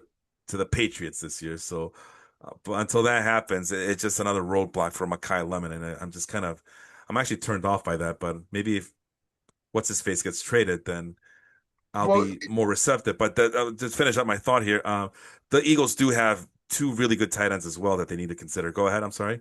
yeah. So like in redraft, it's tough to probably touch Lemon at this point, unless you're banking on it being like a sleeper pick later on Yeah. and some type of shuffling there. But they did draft a QB of the future that, I mean, I don't know if he's going to be any good. I think his name is Peyton. Of course, now I can't remember off the top of my head Well, his name. the Eagles had drafted a quarterback. You say? Yeah, I drafted a Yeah. quarterback, Cole Payton, fifth Cole rounder, Payton. Yeah, fifth fifth round rounder. pick. So, I mean, who knows if anything's going to happen with that? But supposedly he's more of a, he there's a speculation, like an upscale that he could possibly eventually take the reins. Because the guy they got last year, they made trade. What's his name? Tanner McGee, is that his name? Yeah, that's Uh, another McKee. McKee, sorry, McKee. So they're talking. I remember reading somewhere that they possibly may try to trade him Hmm. to then groom the next kid. But I mean, excuse me, and Jalen Hurts does get a lot of like negativity. It's crazy. He's still a top six QB. I A mean, Super winning maybe, quarterback too, by the way. yeah. But again, he doesn't, he does run more, than he throws. Hmm. Uh, but I mean, you got an aging Barkley. He's still a good running back. Don't get me wrong. Yeah. Uh, I mean, with the pedigree on that team, I mean, maybe the best thing that does happen to Philly is AJ Brown going. You know Hmm. what I mean? Like maybe, I mean, who knows? I mean, but then you're really going to find out, if that really is the right move or not. So I'm not saying buyer beware, but just know what you're getting yourself into if you're going to draft Makai Lemon at all in a redraft league, because it's Uh, not the same opportunity per se as, I mean, yes, he's starting, but it's not the same opportunity as like a Tate or a Tyson. Yeah, he's starting as long as they're in three wide receiver sets, which Right. most of the league is going in that direction anyway. By the way, they also have third string quarterback Andy Dalton. I keep thinking he retired, but he keeps coming back. No, Andy Dalton's in Philly. that's what it says here on our lads. Yeah, he's Okay, yeah, because he was in Carolina last year. Okay. oh, he was traded from Carolina. That's what that T stands for. Okay, Interesting. They wanted him there. Okay. okay. All right. So I think so far Jordan Tyson is my only guy I'm willing to draft. Let's talk about the Browns situation with Casey Concepcion and Denzel Boston. And I'm gonna see if I can make a case as to why Denzel Boston might be the guy to go with. Casey Concepcion, 6 foot, 196 pounder out of Texas A&M. He's being compared with Stephon Diggs, so the comparison is good, very excellent. Meanwhile, Denzel Boston is 6'4", 212 pounder out of Washington. Dwayne Bowe is his comparison. Was So Dwayne Bowe the guy who played in Kansas City years ago? yes, big guy Oh too. wow, yeah, I remember him. Wow, Yeah. God, I feel old. Okay. I actually do Uh, like this comparison. Not that I like Dwayne. I mean, I did like Dwayne Bowe when he was playing, but obviously his career didn't pan out the way people thought it would be. But I remember that he was just right. this big wide receiver, if memory serves me correctly. So in that regard, big wide receiver being compared to another big wide receiver. Let's get to look at the metrics. Oh, there are no metrics. The agility from Denzel Boston, 11.08. Obviously, being 6'4", he's not as agile as some of these smaller guys are, but he's very productive, 37.9 college dominator score. But so Casey Concepcion is no slouch leader with a college dominator score of 36.9%. So yeah, the production is there from college, and the Browns kind of want that. They want that surefire thing with these wide receivers. And here's what I said about Casey Concepcion first before I got to Denzel Boston. He's a starting slot wide receiver. Isaiah Bond is the backup, and touches will spread between Boston veterans Jerry Jeudy and Cedric Tillman, who I still like. But it looks like Tillman is back to being a backup. Jerry Jeudy might be dropped or traded, just like AJ Brown, which should open up more spots for some of these players I'm mentioning. And then quickly moving on to Denzel Boston, I said that he's a starting X wide receiver, so he's being counted to be this big target on an island. But look at the same issues with Concepcion. There's going to be some competition for touches, believe it or not, because some of these guys like Cedric Tillman, they're still kind of like these intriguing long not long term, but I mean he was drafted in Cedric Tillman was drafted in 2023 as a third round pick, and we're still kind of waiting for him to live up to some of his potential there. And he does have what 3 years or 4 years experience in the NFL compared to these rookies. So that's Right. reason enough to get excited about. I know I'm babbling. But for my money, I think Denzel Boston getting passes from whomever, whether it be, especially from Shador Sanders, man. You know that Shador Sanders just chucks up the ball in the air and just hopes for the best. Like he's out there playing backyard football in Colorado again. So I Yeah, think for that reason alone, I think Boston is the better choice over Concepcion. Go ahead. I'm sorry. no, no. I mean, like Sanders throws the ball like kind of like Jameis Winston. You know what I mean? They just, just I love comparing guys to Jameis Winston because they just want to throw the ball. You know what I mean? Like they just want to huck it Hell up. yeah. So, but no, I can see where Boston would be like, probably if you're going to target the two of them for this year, the gamble is probably better on Boston, I guess, because of the fact that if Sanders is starting. But that's where you have to. That's the problem is that do we know if Sanders is starting? You know what I mean? Yeah. Like Hell, so. even if the Sean Watson starts, I think even Watson sees a 6'4" guy running up the silence, like, oh snap, let me throw the ball to that guy, assuming that his Yeah. head's on straight and he still knows how to play quarterback. Now, if it's Dylan Gabriel, then hell yeah, you got to go with Casey Concepcion, in my opinion. I could definitely No, see Dylan Gabriel looking at the slot wide receiver. Ah, here, you take it. I don't want it. that's funny. I just that's how I see Dylan Gabriel. So he just looks scared out there. But then again, I'm just a, you know, Yeah, no, he didn't seem confident at all. No, I do yeah. agree. He had Well, like nobody he liked them, unfortunately. Yeah. and he didn't have a good poker face either. So and he lacked poise for Right, sure. right. So, So quickly moving to the Jets here with Omar Cooper. We did touch a bit about him when we were talking about Garrett Wilson, Adonai Mitchell, Justin Fields for a little bit, but 6 foot, 199 out of Indiana, your college football champion, Indiana Hoosiers.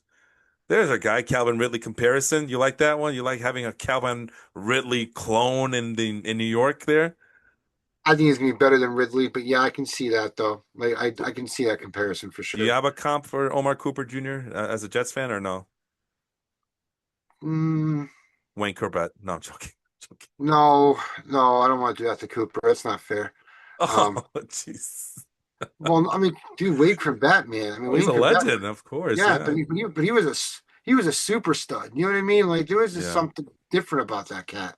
You know, like and it's sad that he kind of had a couple too many concussions. Yeah. I remember that one where he was staring out in space. My God, Ugh. that was Yeah, terrible. that's That was terrible. I could. awful. Um, As you can see, but average 40-yard dash, average speed, not much in college domination there compared to the other guys we just talked about. Even the tar where did he?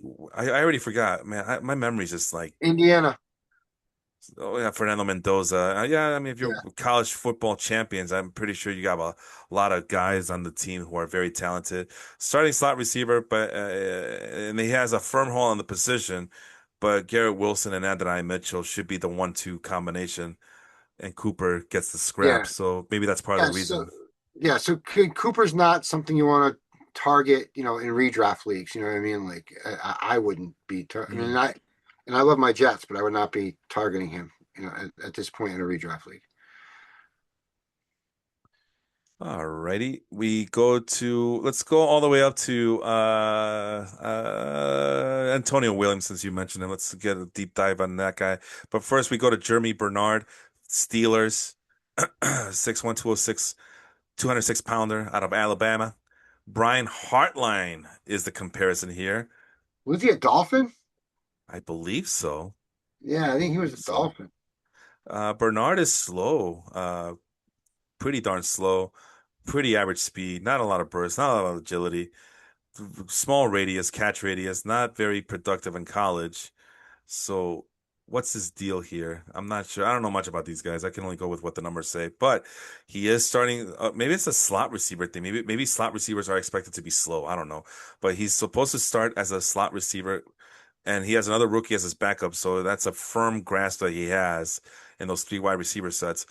He's probably the number three guy behind DK Metcalf and Michael Pittman Jr. So I don't foresee a lot of touches going his way. But you tell me different there, Harry. Do you? No, no, no. We see this the same. I mean, Okay. not touching him in a redraft league. I mean, unless like a late, flyer type thing. Yeah. 'Cause, I mean, but Pittsburgh just annoys me. Like What if Aaron Rodgers is the quarterback? I don't know. I feel like you better. I feel like you're better off going to draft Rico Dowdle and Jalen Warren because Rodgers can't seem to sling the ball anymore. Yeah. Like he just can't. So I'd rather have the guy that's coming out of the backfield who gets the little pops. You know what I mean? Like uh, yeah, I don't know. I think Rodgers needs to hang it up, but he probably won't because he's Aaron Rodgers. So yeah, you can't ask me about Rodgers, man. I'm a Jet fan who can't stand him. You know what I mean? Like I just he Well, got that's why I my do hopes it. up and he crushed my That's dreams. well, that's why I do it, And then man. the one year in your league, him and freaking Devontae Adams decided to, like let's pad our stats. And then, Devontae Adams goes off and you beat me in the playoffs, all Oh because man. Devontae Adams, went off. I mean, You gotta let it go, man. You sound like my uh, friend Matt Bushnell when I had Amari Cooper. I think Bushnell had like a 55 point lead on me on a Monday Night Football game, and then Amari Cooper just goes off, and Bushnell still brings that up to me. Like, I cannot believe you freaking got Amari Cooper to score 65 points for you. That's some bullshit. Hey, man, big time I'm not, players make big time plays, all right? I'm not saying it's bullshit. I'm saying that when Aaron Rodgers, like, instead of like, letting us try to rebuild at that point, he decided to ruin stuff, knowing that he was leaving to screw us out of better picks. But whatever. Forget Aaron Rodgers. Let's talk about someone you actually do like. Antonio Williams out of Clemson. He's being compared to Jalen McMillan. I like that comparison. Um, but again, average speed. Again, it's almost detrimental to be doing these combine exercises. But maybe this is what helped them move up. I guess. Again, not very Yeah, productive in yeah. college. It just makes me wonder why they even bother with these guys. But then again, it could be just I don't know. Where'd he go? Oh, God damn, I keep forgetting where these guys went. Clemson. He's Yeah. Clemson. Yeah. I mean, it's a big time SEC. SEC football program, so I'm pretty sure there was other people that Play needed with their my touches as well. play with my kid Cade. Cade, what's his name? My rookie quarterback. Oh, That's was it Klubnik or whatever? Klubnik. Yeah, Cade Klubnik. Another starting slot receiver. But the Commanders still have a guy named Jalen Lane who I accidentally just looked up on the player profile, and he has some really, really amazing workout metrics. It doesn't mean, like I said, doesn't mean it's going to translate into actual NFL production, but Right. yeah, keep an eye on this guy, Jalen Lane. He might be the just he just needs a little bit more refinement, right? If there were minor leagues in the NFL, this would be like the Mike Trout of prospects, I guess. Mike Um, Trout prospects. yeah, for lack of a better way, I don't know. Connor Griffin, Paul Skeens.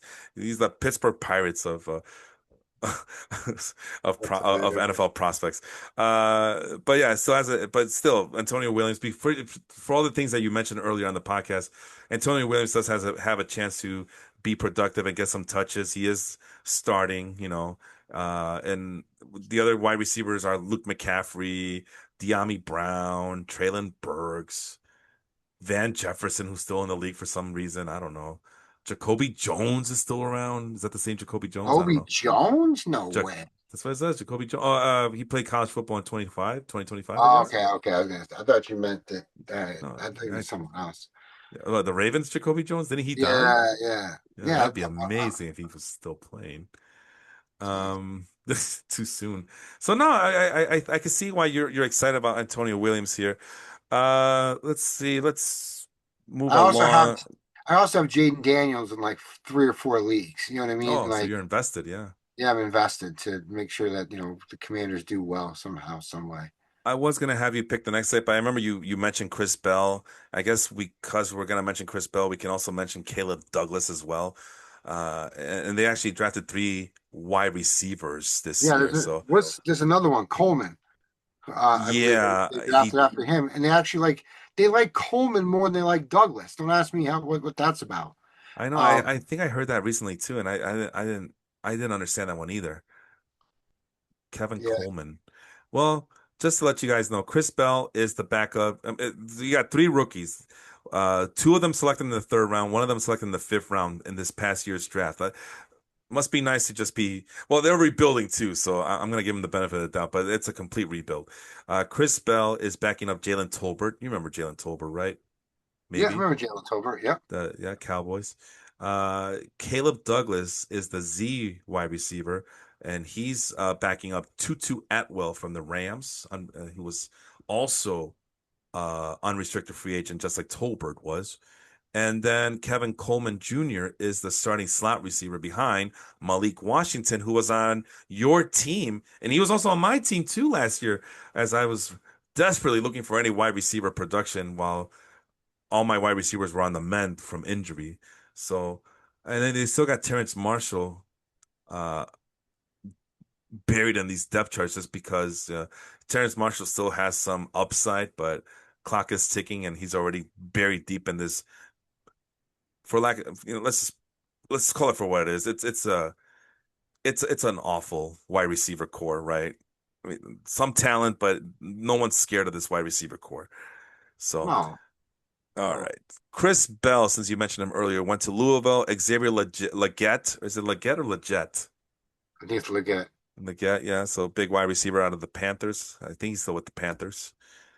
Obviously, did not no combine, but he was very productive in college. Chris Bell was.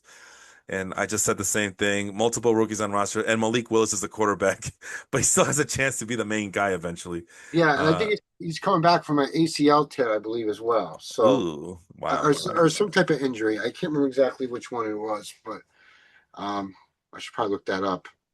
I In the can. meantime, 6'4" Caleb Douglas, big boy that he is, went to Texas Tech, third round pick, just like Chris Bell. I just mentioned that. Deion Kane is the comparison to Caleb Douglas, and I have no idea who that guy is, to be honest with you. So shame on me. He is fast, very fast, 6'4", with a 4.39 40-yard dash. You see the red 115.5 speed score. The burst is a little low. I guess that means he's not a high jumper, but he's already 6'4", so why does he have to jump for? I'm a little concerned about the catch rate. Catch rate is being where it is at 10.11. Remember, anything above 10.2 is extraordinary. Is it one of these issues where, like the one guy for the tackle from the Patriots, does Caleb Douglas have small arms? Could be. Ooh, well, suddenly I don't like him as much anymore. Just going back to Chris Bell, Go ahead, uh, bud. third round pick. Chris Bell is coming from a torn ACL on his left knee, sustained on November 22nd, 2025, during his final season at Louisville. Damn, that's tough. That's Yeah. tough. So, I thought there was a measure that they also measured. Maybe it's in the NFL. Oh, arm length, 32 inches, 72 percentile. I mean, that's still pretty decent. So I don't know why jumping scores and the catch radius is low.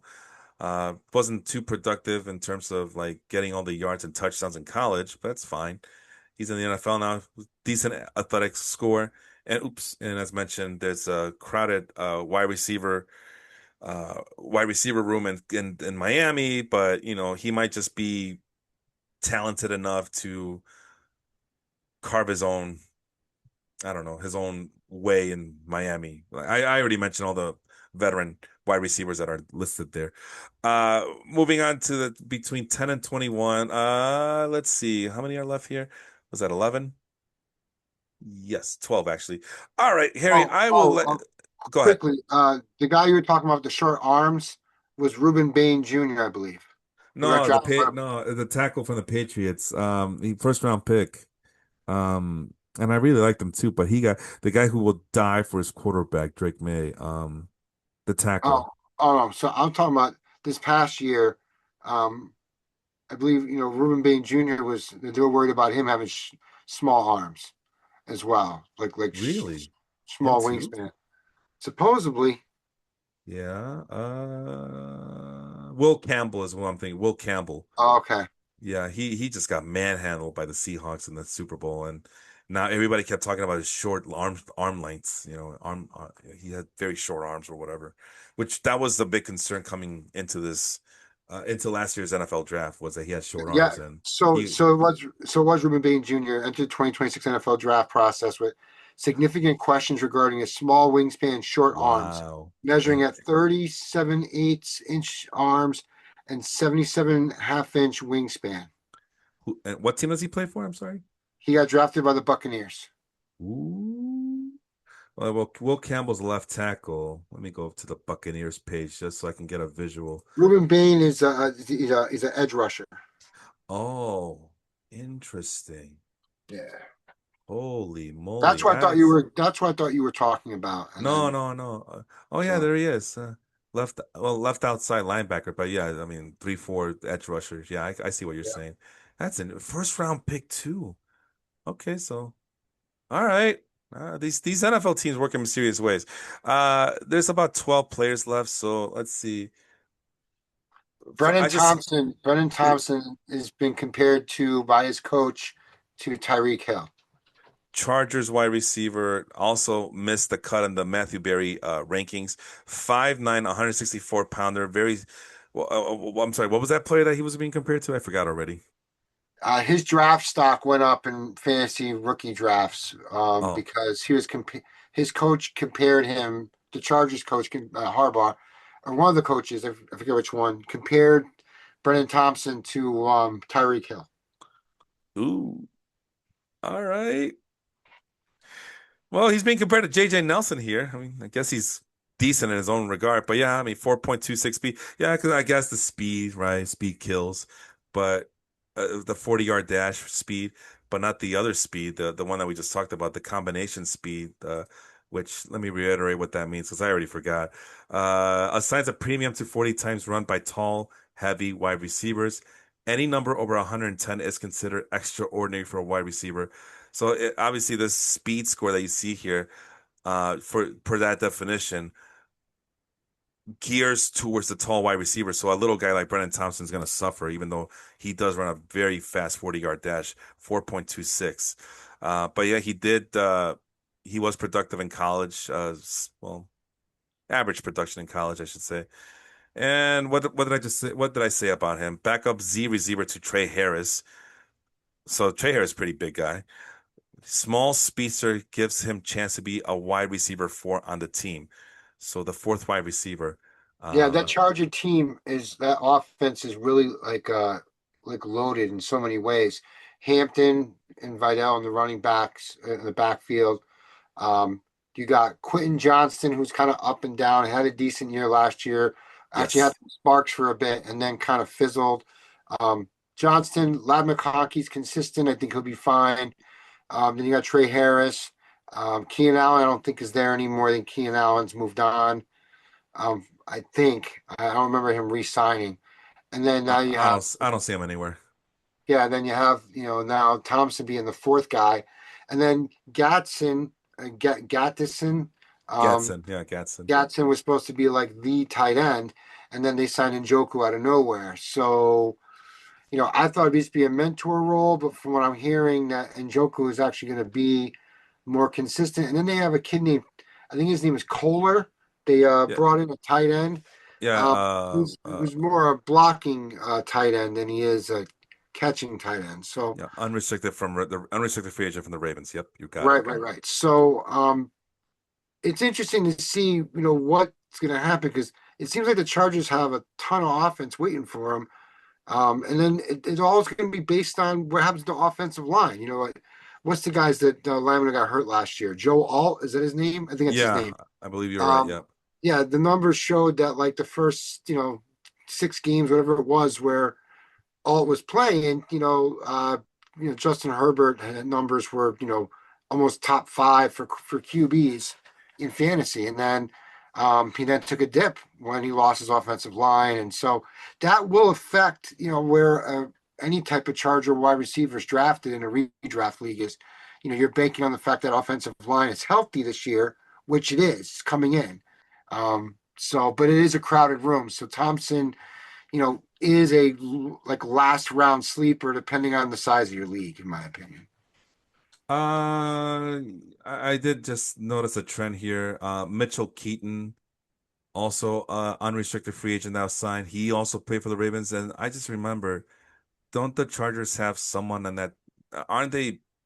Isn't Jim Harbaugh's staff at least have one guy who was a coach for the Ravens or a very important guy?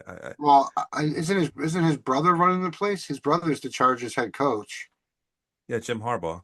Yeah. So, but I don't remember. Maybe it's the defensive coordinator because the offensive coordinator is Mike McDaniel from the Dolphins. Oh, that's right. That's right. That's right. That's right. That's right.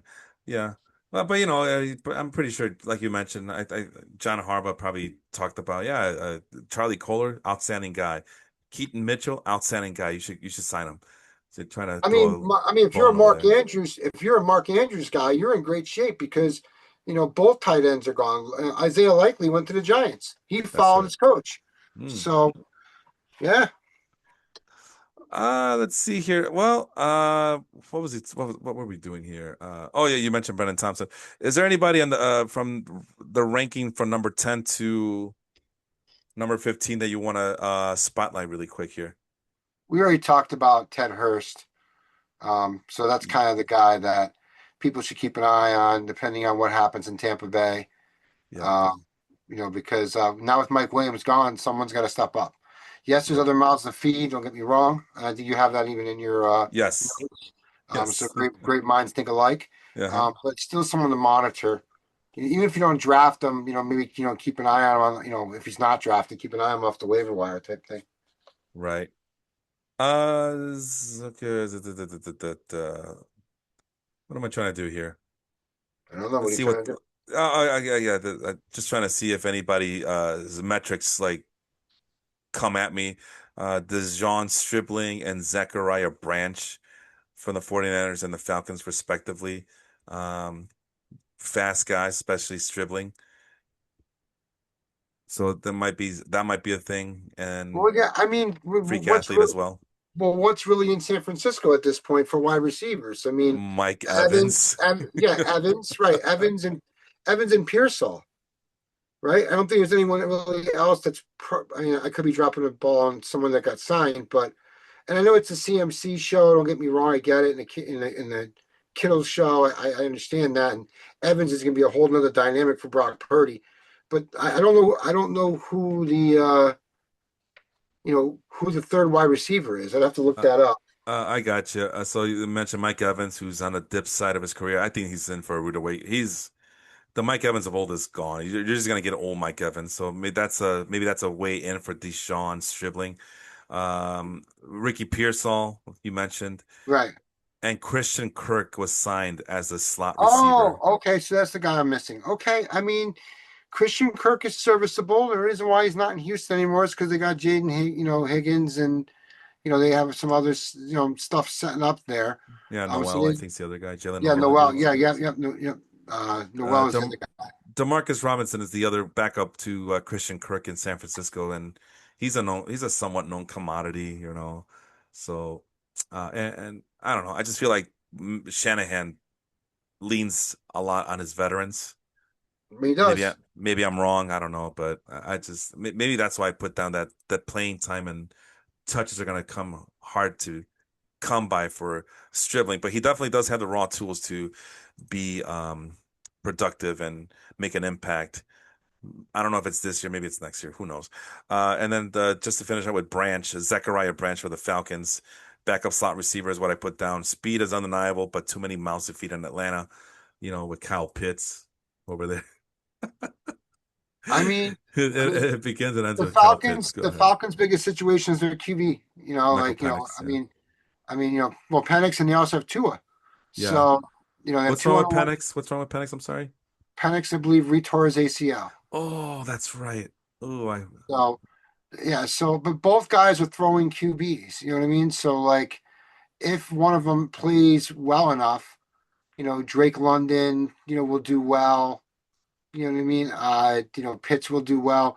Bijan now, I believe, is just the guy. I don't think they signed someone to back him up, but I don't think it's anyone crazy.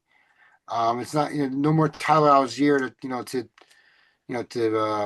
kind of take the touchdown goal line stuff from him. it's Brian Robinson from the 49ers now. Yeah, I mean, He's Brian. okay. It's funny. So Bijan Robinson and Brian Robinson. Can you imagine trying to draft and you see, oh look, Bijan's still there. Really, it's Brian Robinson. You draft the Hell wrong guy. yeah. That'd be Oh, hilarious. I can't wait for that to happen in our league. Yeah, it has to happen. It's gonna happen. Like, oh my God, Bijan Robinson's still available in the 17th round. I better go get him. That's great. Also interesting point, Tua and Michael Penix, both left-handed quarterbacks. So Yes, I wonder what isn't that's that kind about. of yeah? That's funny, right? It's a Yeah. little off.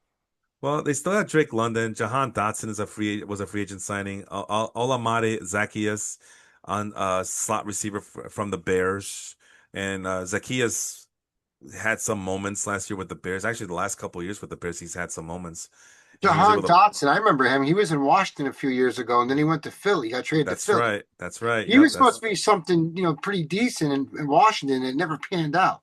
I People were believe he was a high on him. yeah, They because he were was a really, first round pick, I believe.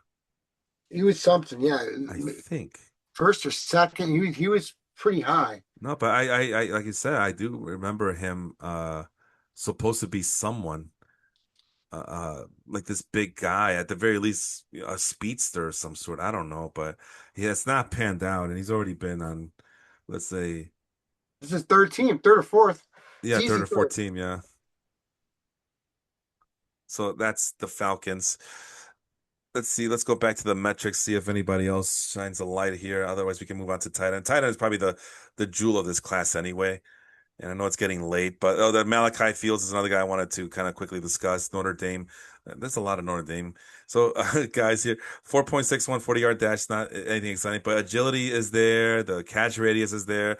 Is he a tall guy? Is he like 6'4" or something? 6'5". So that's why I wanted to talk about it. He's 6'5". I like my wide receivers the way I like my starting pitchers, big and tall. Big athletic score, number three on the rankings there. I put down that he's a backup X receiver to Malik Neighbors and also decent veterans on team. Fields is probably the number five wide receiver at best, but definitely a long-term implication. Isn't this the guy that Malik Neighbors was complaining about? Like, why are you drafting this guy when we have other needs on his team? So his career's off to a great start, right? I think this is the guy that Malik Neighbors was complaining about. I think so. Oops. I mean, I don't know about Neighbors. I mean, I like Neighbors a lot. I think he's talented, but he's kind of got a little bit of a chip on his shoulder. I mean, Don't I guess it's worthy to some degree, right? But at the don't same don't we time, don't we want that out of our wide receivers? yes, yes, but he also makes a good point. I just don't think you should. I think it's the way you go about it. Hmm. Do you know what I mean? So, but whatever. But I think Malik needs to worry about his getting himself back in shape and getting his. Well, I mean, like, as far as his knee and to be able to play ball, because there was a report that came out, I think yesterday, or the day before, that he had to have some cleanup in his knee from scar tissue. Oh, So snap. now they still are hoping he can play week one, but the word hope, not Hmm. sure. You know what I mean? So, Yeah. Words I matter. mean, Yeah.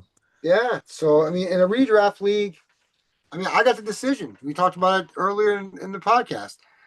I had the decision this year of keeping Neighbors or keeping Genty. You Hmm. know, I mean, yes, I could still pick Burden. I could still pick Judkins.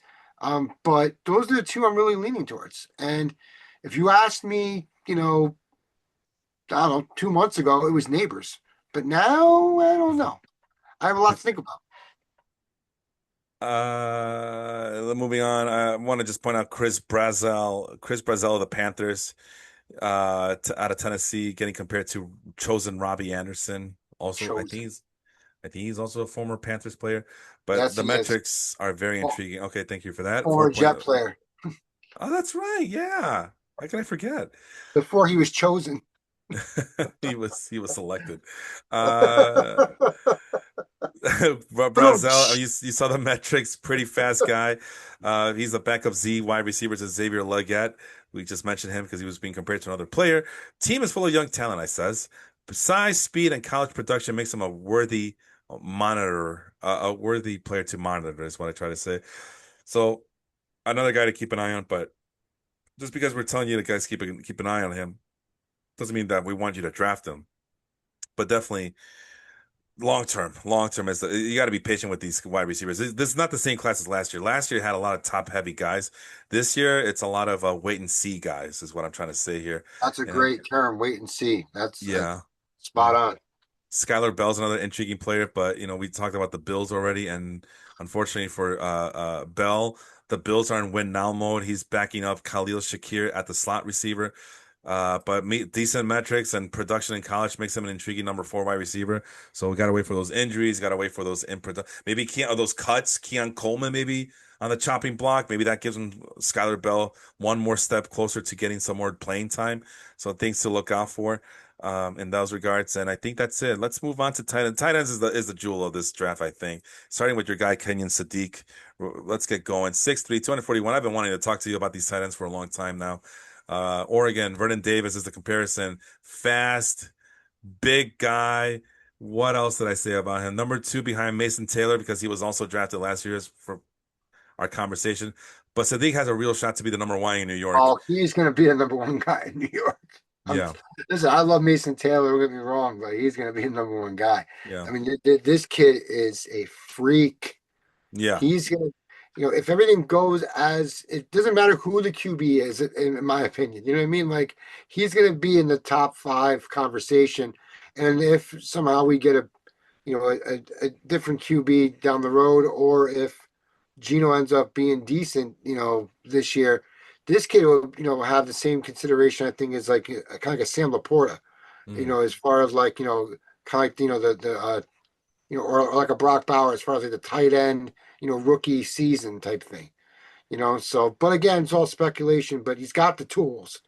It's can the Jets not be the Jets and actually do something decent for him?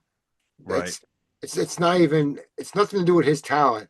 It's can the stupid Jets do what they're supposed to do? And I can say that because I'm a suffering Jet fan. So I can say that all day long. Moving on quickly to Eli Stowers from the Eagles, just as freakish, a little bit bigger. Went to Vanderbilt, Mike Gesicki. Not as fast. but still pretty decent metrics. And he was actually the number one, but despite the fact that he's slower than Kenyon Sadiq, he is the number one athletic scorer out of the tight end position and six overall out of 147 players. Or is that what I said? Yeah. It's late this show, whatever. Number six, probably because he's an inch taller and how many pounds bigger? Oh, about so because he's an inch taller, I guess. That's why he gets the benefit of the doubt, and his metrics are weighed a little bit differently. Either way, he's still behind Dallas Goddard and Grant Calcaterra. Well, I think Calcaterra is a blocking tight end, but I said that he has the physical tools and draft capital to implicate he should be getting a lot of playing time this upcoming season. It's one and two, but I think Sadiq will be the number one guy, rookie tight end, and then Eli Stowers is right in the nips. And believe it or not, Harry, these metrics that you see here are much better than what we had in last year's tight end class, and that was including guys like Loveland, Cortland. Jeez, I'm brain freezing right now on the name. Is it Cortland Loveland or Colston Colston Loveland? Loveland. Sorry, I don't know Yeah, why I keep calling him Cortland. Cortland Finnegan Loveland. they, you know, Colston Loveland. You're right, Colston. Colston Loveland. Sorry about that. And Tyler Warren. And I love Tyler Warren, but he did not have the metrics that these guys are displaying here. So kind of weird how it just. But yeah, the 2026 class might be remembered for the tight ends here. Moving on to Eli Raridan, Patriots six. They keep getting bigger, man. And that's another thing. These tight ends in this 2026 class are way bigger than the guys from 2025. So that's pretty remarkable. Another Notre Dame guy, but he's being compared to Daniel Bellinger, who I just saw his name in when we were reviewing one of these teams. As you can see, though, he is pretty darn slow, but because of his height, he's actually the sixth ranked tight end in this class and 30th overall in terms of all the skill position players. I said that he's behind Hunter Henry, Julian Hill. Size and athleticism make him a shot to jump up the depth charts. Go ahead. You were going to say something. I'm sorry. No, I'm actually pretty interested in him because of the fact that Hunter Henry, how much longer can he play for? You know what I Right, mean? right. Like I'm actually so, surprised he survived last year. so, and then with Drake May being young, I mean that's going to be a nice connection. You know what I mean? Like I actually have him on most of my draft boards. Even in redrafts, like if I want like a late, like if I depending on the roster size, like if I have a late pick to open, he is on my draft board. Moving on to Oscar Delp, another big guy, 6'5", 240 pound in front out of Georgia, 245 pound out of Georgia. I don't, it's late. It's late. That's all I'm gonna say Yeah, about we're that. getting there, man. We're It's getting only there. 12:03 my time. Oh my So God. Every year yeah, we're gonna be quick and then we have too much fun here. Behind Jawan Johnson and Noah Fant, another guy I liked a lot was Noah Fant. It just hasn't come to fruition. But again, Oscar Delp has the speed and athleticism, makes him an intriguing watch. Oscar Delp, is he gonna make an impact this year? Or is he more of a 2027 guy in your book? nah, he's more of a 2020. I mean, I like him. Don't get me wrong, Yeah, but so it do I. depends. But like if I mean, do the Saints try and trade Juwan Johnson or something? You know what I mean? Like, I mean, Juwan Right. Johnson was really good last year. I mean, Yes, he was. when I lost Sam Laporta in my league, you know what I mean? Like, he carried me for a while.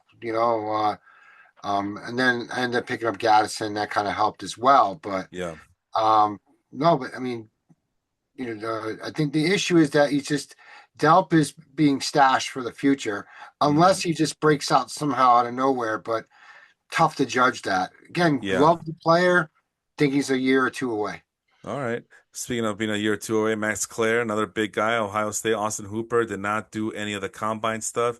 You see the low college dominator score, although still better than the two previous guys, Raridan and Delp. Max Clare is in terms of the college dominator score. Uh, but what did I say? Number four tight end. And Terrence Ferguson was drafted last year. And Terrence Ferguson was no slouch last year, but that just goes to show you just how even you could be the one of the best athletes coming out of the draft or whatever and have all this upside. You're still not gonna overcome. There's no guarantee you're gonna overcome some of these veteran tight ends that are out there. And Terrence Ferguson is learning the hard way, and he's already getting another tight end drafted a year after he gets drafted. So, but in terms of Max Clare, he's gonna be waiting a while. This might be he's 5 years away from being 5 years away. What do you think of that? Isn't Max Clare the kid that played at Purdue and then transferred to Ohio State? You know more than I do at this point, man. These days that sounds about right. That's like every story I ever hear nowadays. Well, because the reason why I asked is because he had a crazy year, his junior year at Purdue, Hmm. and then he went to Ohio State, I believe. Yes, went to Ohio State. Yeah, and then his senior year, I mean, he had 43 receptions, 448 yards, and two touchdowns in 14 games. They basically made him a blocking tight end in Ohio State. So that's the like, and I heard, and I that's not my own work. I heard that on the Fantasy Pros podcast. But that's I think it was Andrew Erickson who brought it up um, with Pat Fitzsimmons was that which Max Clare stands up. Now here is the difference though about the Rams. The Rams like to run the three tight end set. Um, what's his name? Uh, there's Kobe Parkinson, Terrence Yes. Ferguson, and then there's one more. I Tyler think Higbee is also Tyler there. Higbee. Right. I think Higbee's contract ends in 2027. I think, or I could be botching it, but one of them's contract ends in 2027. The other two, I think, end this year. Hmm. So maybe it's not. Maybe Ferguson's is 2027, and the others end this year. But so Claire was definitely a stash for the future. He's not draftable, in my opinion, on a redraft league.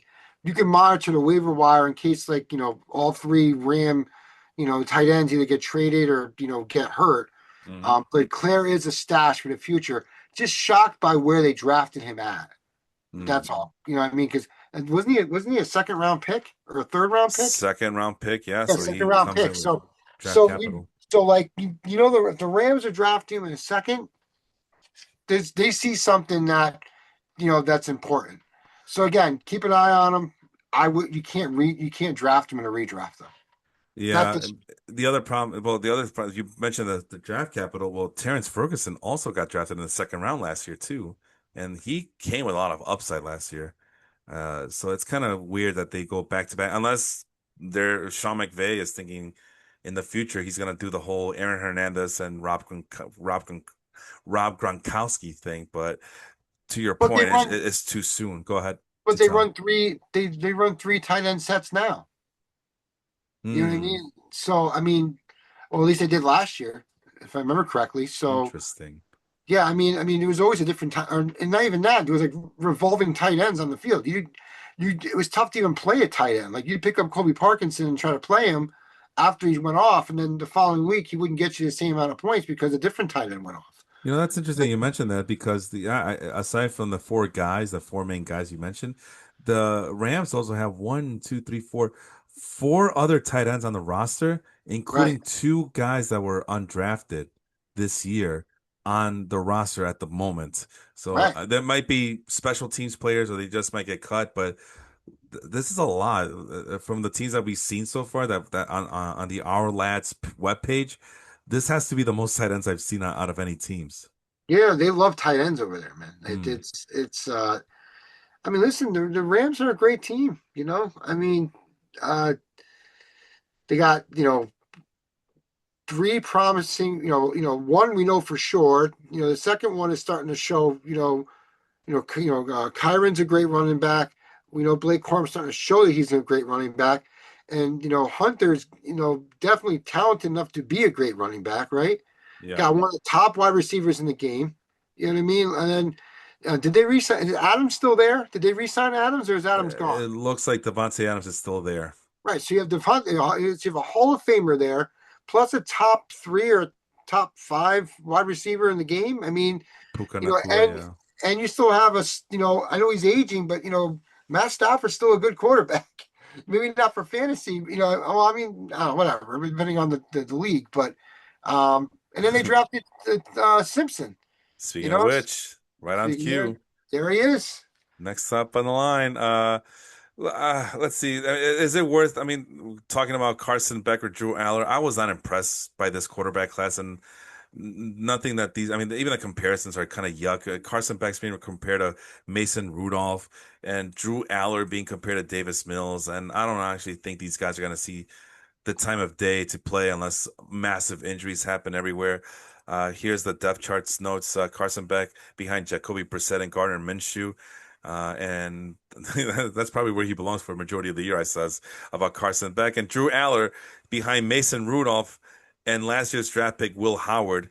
And then Aaron Rodgers might come back. So shit, I don't even know if they haven't had a chance for 2027 playing time, let No, alone 2026. yeah, no, neither guy is draftable for redraft. I did draft Drew Alar in a dynasty league because I just had the pick, and he was still sitting there in like the fifth round. I was shocked. Um, but I mean, I drafted Howard last year too, and I ended up trading Mm, him, because someone wanted him, and he's done nothing. And maybe he'll do something if he gets an opportunity in Pittsburgh. But I do like the Rams stashing Simpson though. I yeah. do think that fits. He gets to learn to Stafford. You know, um, Andy Dalton wasn't a terrible quarterback. No, he I mean, wasn't. he wasn't a star, but he wasn't terrible. He was, he was the Red Rifle at one point. They used to call him the Red Rifle. I mean, he's not terrible, and he's still in the league. He's still in the league, being a serviceable backup, and people trade for him and stuff. Yeah. So For those who I mean, can't see, Andy Dalton is the comparison to Ty Simpson. Go ahead. my apologies. Sorry. It's okay. It's okay. Um, It's okay. Go and the ahead. Matt Ryan comparison for Mendoza does make a lot of sense, but it also tells you that Mendoza, may not be anything but Matt Ryan or less. I mean, Yeah, that's how you I'm seeing know, it too. Yeah. I mean, I'm not trying to crap on him. And trust me, if the Jets got the first pick, we're taking Mendoza. I don't see why we wouldn't. You know what I mean? So, unless you're going to trade it out to get more stock or whatever. But I think Mendoza will be fine. I just don't. He's not going to be anything crazy. He's not. Right. That's all. You know what I mean? Like better than Cam Ward, not on the tier of a what a normal number one does. You know what I mean? Like, Yeah. I I just don't. I don't get it. I don't. I don't see anything special. I mean, the only thing I do see special about him is that he does have a very high college quarterback rating, which at first I didn't think much of it, but then I saw the other quarterbacks that were drafted in this class, and they're way below that. So maybe this can translate to NFL, um, to NFL circles, but it remains to be seen. right. But I mean, I watched a little bit of him, of his games last year. Not a lot. I mean, I'm not a college football guru, but the little bit that I saw, it just seemed like he was just I don't know, like just like Right your place, right typical time. right place, right time, typical college quarterback who dominates the college game. Gino Torretta, the frickin' who was a Dolphin, the Hurricanes guy from way back in the day, Ken Dorsey, right? Oh Is yeah, that Ken Dorsey. Yeah, yeah, the Craig Krenzels of the world. That's how I see Mendoza, and I'm not the Mel Kiper of anything, right? But that's why I depend on guys like you, Harry, to come in and kind of set me straight. Because I always say that fantasy football is my weakest sport. But man, if I'm one of these bad teams, if I'm a fan of one of these bad teams, and I see my team drafting Fernando Mendoza as the first pick overall, I'm getting ready to look to see who's available 3 years from now, 4 years from now, because that's where we're gonna go back right back to that well, because we're gonna be 4 years away from getting another quarterback in the first round because of this. But I don't know. Maybe I'm just not that pessimistic. Maybe I'm not seeing the vision here. But I just don't think Mendoza's anything special, and I'm on record saying that because I don't know. He doesn't do anything for me. he will be a serviceable QB like a Matt Ryan. That's why he's a great comparison for him. Yeah, Um, I don't know if Mendoza is the reason why the Raiders get a chance at a Super Bowl. You know what I mean? Like, right. you know what I mean? Like, and maybe Fernando Mendoza ends up being a game manager like an Alex Smith. That's how I see him as well. Yeah, that's Like, actually a better comp for me. yeah, Go ahead. that might be a better comparison. Matt Ryan was more statistical, where Alex Smith was more, that controlling game manager type. So, but I guess we have to watch it happen. If he lights everybody up, then great for him. Yeah. But If I'm wrong, I'm wrong. It doesn't hurt my feelings. But it's put it this just, way: if four of the QBs that are staying in school came out this year, he's not picked number one at all. So you know what I mean? hmm Like, yeah, yeah. So everyone falls back. So they yeah. got lucky with who stayed in. So even Ty Simpson got lucky with because he was the second one available. Ty Simpson is actually the more ready NFL QB Mm, that's going to be sitting. You know what I mean? Like, mm, um, Joe is high on Carson Beck. I liked Beck when he was in Georgia. I didn't like Beck when he went to Miami. mm. And I I don't know. There's something about Beck. I don't know. I want him to be good just because I just think it'd be good just be, because of, I don't know why. Maybe because I used to root for him a little bit.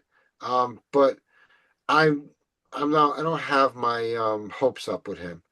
But he would definitely be a 2027 at the earliest, and I don't think that's happening either.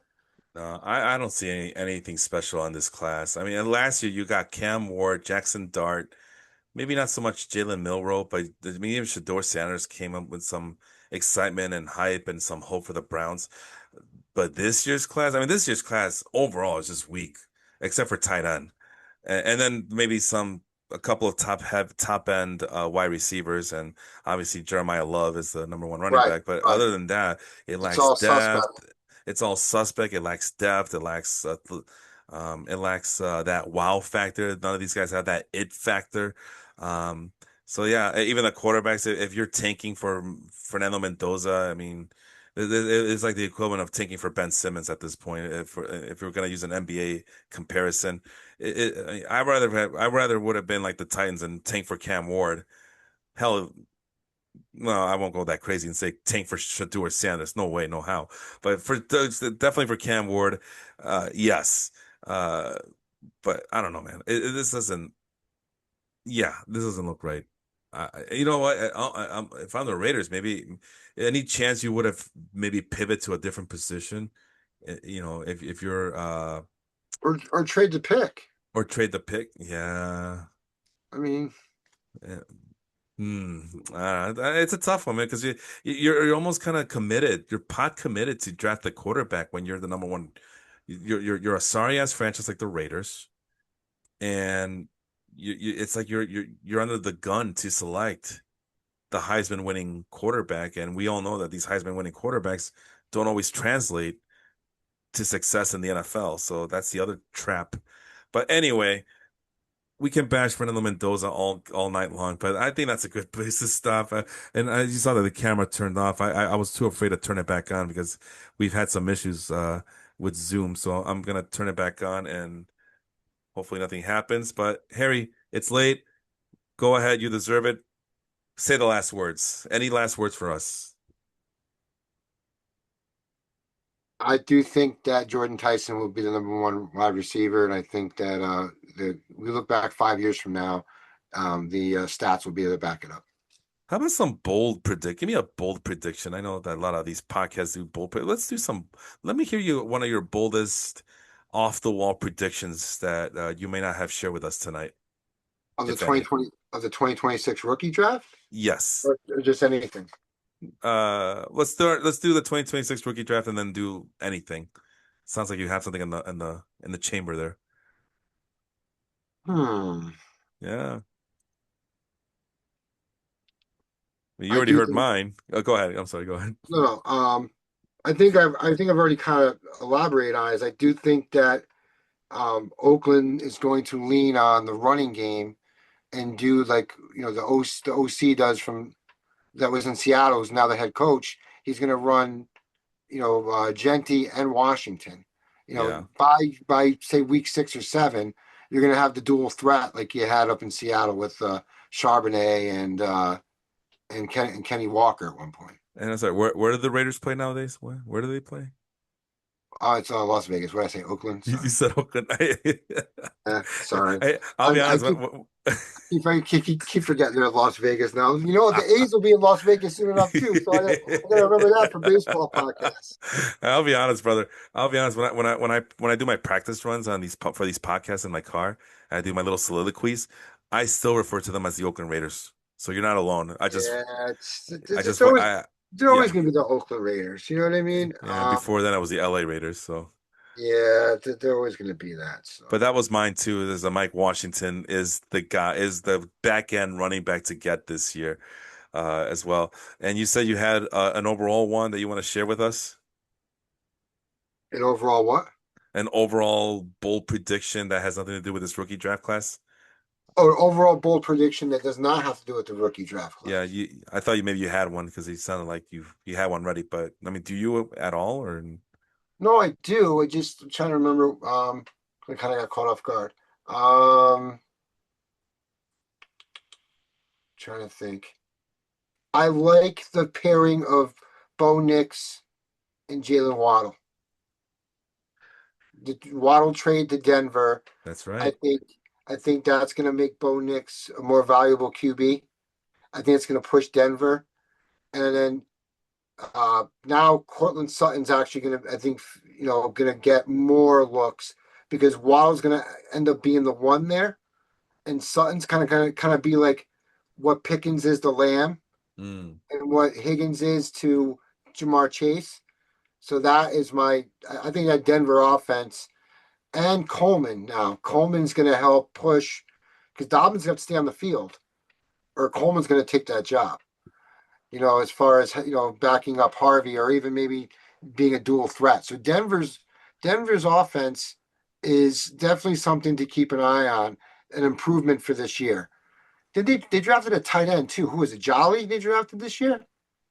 Yeah, they drafted The Jolly. Broncos? Yeah, Justin Jolly. So Oh yeah, I that name I, sounds familiar. I I think he think missed the cut though. yeah, I think he's more of a blocking tight end, but still Yeah. interested to see what happens with that though too. So that's my bold prediction is that Denver's going to push a little more. I think Bo Nix is going to come back from his injury. He'll be okay, and they're going to push a little more. Um, I think that they're going to make more noise than they did this past year. All right. And Justin Jolly, fifth round pick this year. But they also drafted a seventh round guy at tight end as well. The Oh, that's Broncos did. right. That's right. I forgot his name. I'm looking at Yeah. this right now. Where am I I was trying to look at his size and the size. Oh, there it is. Justin Jolly, Dane, 6'3", Dane. 241 pounder. Go ahead. No, no, go ahead. Sorry. I didn't find him. I thought I found him, but I didn't find him. I got it. It's a Dalen Bentley, seventh round pick. I think you were about to say that name. I was about ready to say that. Okay, so I was right. Dalen Yeah. Bentley. Okay. So otherwise, the tight ends are Adam Troutman, Evan Ingram, and Nate Atkins as your top three tight I ends. mean, So Evan Ingram's had a decent career he's for a, himself, right? he's I okay. mean, Yeah, he's okay. He's he's okay. okay, right? He's not. I mean, listen, how many tight ends are really, what? There's like five good tight ends in the league, and then they're all serviceable after that, right? I mean, like 5 to 10. I mean, how many good tight ends are there really in the league? Like, I mean, over the years, do you remember the tight end being, super, super superior? Right? I mean, you had the kid in Dallas for years. You had the kid in Indianapolis. What was it? Oh man, Jason Witten was in Dallas Hmm. years ago, right? Then you Yeah, had and the one who Dallas played Clark in Dallas Indianapolis. Clark, right, in Indianapolis. You had Gronk, Aaron Hernandez before he went wacko. Um, Tony Gonzalez. Tony Gonzalez, He lasted a clearly. long time. Yeah. Antonio Gates, right? Antonio Gates was a great tight end for the Chargers. Is that his name? Yes. Antonio Yeah. Gates? Yeah. Yeah. Yeah. Yeah. Antonio Gates. Yeah. I'm trying to think who else. I mean, there's been some talented tight ends over the years. I mean, obviously, Kelsey, even though he's on his way out, I mean, Kelsey was a great tight end, right? So, Yes. I mean, not, I mean, Kelsey gets in the Hall of Fame, right? Oh yeah. I think so. I think Yeah. so too. So, I mean, it's tough. Really quick, Garrett Wilson, ranked number 19th overall in wide receiver consensus rankings. Mhm. He's behind Devontae Smith, Zay Flowers, Devontae Adams. Interesting. Yeah. I would pick Wilson over Flowers for sure. Hell, even over Devontae Adams. And that would put him right on the outside looking in the top 15. Top 15 is a little bit tricky with Ted McMillan, T. Higgins, Chris Olave, we just mentioned a lot, A.J. Brown, who might get traded, Rashee Rice, and George Pickens. So, so I think, yeah, Garrett Wilson, definitely. I think I would rank him at number 16th and feel really good about it. And then I would target him again this year. Not to give away Oh, all my secrets, but oh, my bold prediction. I remember now. Sorry, my brain go fart's over. It's late. go ahead, Kyle go ahead. Kyle Murray. Kyle Murray. Kyle, Kyler Murray has a bounce back year. oh Lord. Kyler Murray. They're going to set him up to be able to throw outside. That's what he likes to do. And he's got. Yeah. You tell me, Juwan Jennings is my third wide receiver on that team. Like, are and I forget the coach's name. It's Kevin something. I think it's Kevin. Oh yeah, McCarthy, No, no, O'Sullivan. something like that. It's But late. It doesn't matter. he is like a quarterback O'Connell? guru. O'Connell, Kevin O'Connell. He is a quarterback guru of veteran QBs who need to resurrect themselves. Oh, Sam Darnold. I gotcha. Sam Darnold. You know what I mean? So, so I think that he can put Kyler somewhat back on track. Will he run like he used to? That remains to be seen. But I think now, you know, bringing him in and then having the weapons there. I mean, you got four one super stud, and then three other very good serviceable between Addison, Hawkinson, and then now Juwan Jennings. I think Minnesota is going to be, a high potent offense again. All That's right. my prediction. On that note, Harry, thank you so much for appearing on this episode. I really do appreciate it. Always a good time talking wrestling, football. I know I was supposed to do. I know we also talked about maybe doing a baseball project where we kind of chronicle your comeback to fantasy baseball. Are you still doing fantasy baseball, or are you done with I that? am. No, yeah. So we switched leagues. I'm not doing the league that I initially did, but Joe has a league that we do. I'm 4-3 right now. Um, got the injury bug though. Well, I drafted Garrett Cole because he fell so far, but like Hunter Brown got hurt, and then Cade Horton, the kid in Chicago, got hurt. Yeah, So yeah. I got hit with all those bugs, but I didn't do too bad. I'm in the mix. Just sometimes some guys play better. Last week I was supposed to lose. I'm in a head-to-head week. I was supposed to lose, and then I came back out of nowhere. Kyle Schwarber, is that his name? The kid in Philly. Yes, yes. Went bananas for me one day. You know what I mean? And then the third or first baseman for Toronto, he's a Japanese player. He went nuts for me one day. I don't remember his name off the top of my head. I got to look on my fantasy. I got to look at fan tracks, but yeah, no, but I'm still playing. I'm learning, and it's making me follow baseball again. Um, so it's a good time. Right now, I'm winning 205 to 129 this week. Ooh, nice. Um, so like here's my team real quick before we end this. The catcher and Casey Jensen is my catcher. Diaz, the first baseman for the Tampa Bay Rays. Brandon Lowe is my second baseman. Hmm. Um, Okamoto, that's the guy who plays in Toronto. He plays first or Yes, third. Um, I got lucky and landed Bobby Witt Jr. again for the second year. nice. He fell to me in the first round, the sixth pick. I couldn't believe it. Um, Cody Bellinger, I got a Yankee for myself, thankfully. Um, the kid in Cleveland, Martinez, Angel Martinez, he's like a filler. Hmm. Jackson Merrill in San Diego. Hmm. Kyle Stowers in Miami, but Mm. he was hurt initially, kind of messed me up. Yes, Um, the kid Dubin in Atlanta, Kyle Schwarber, Kendall Marte. He's kind of had a really rough year. He had not yes. for himself. Um, Addison Barger has had even a rougher year. Yeah, I'm surprised he's He's still on your team. only because I have an IR spot to keep him, but he's close to getting dropped. Right. So and then my pitchers like my mainstays are like, Chris Sale, Sheenan, and the Dodgers. I picked up Vasquez like 3 weeks ago, and he's been brilliant for me from San Diego. Um, let's see. I got the kid Ginn and what's his name?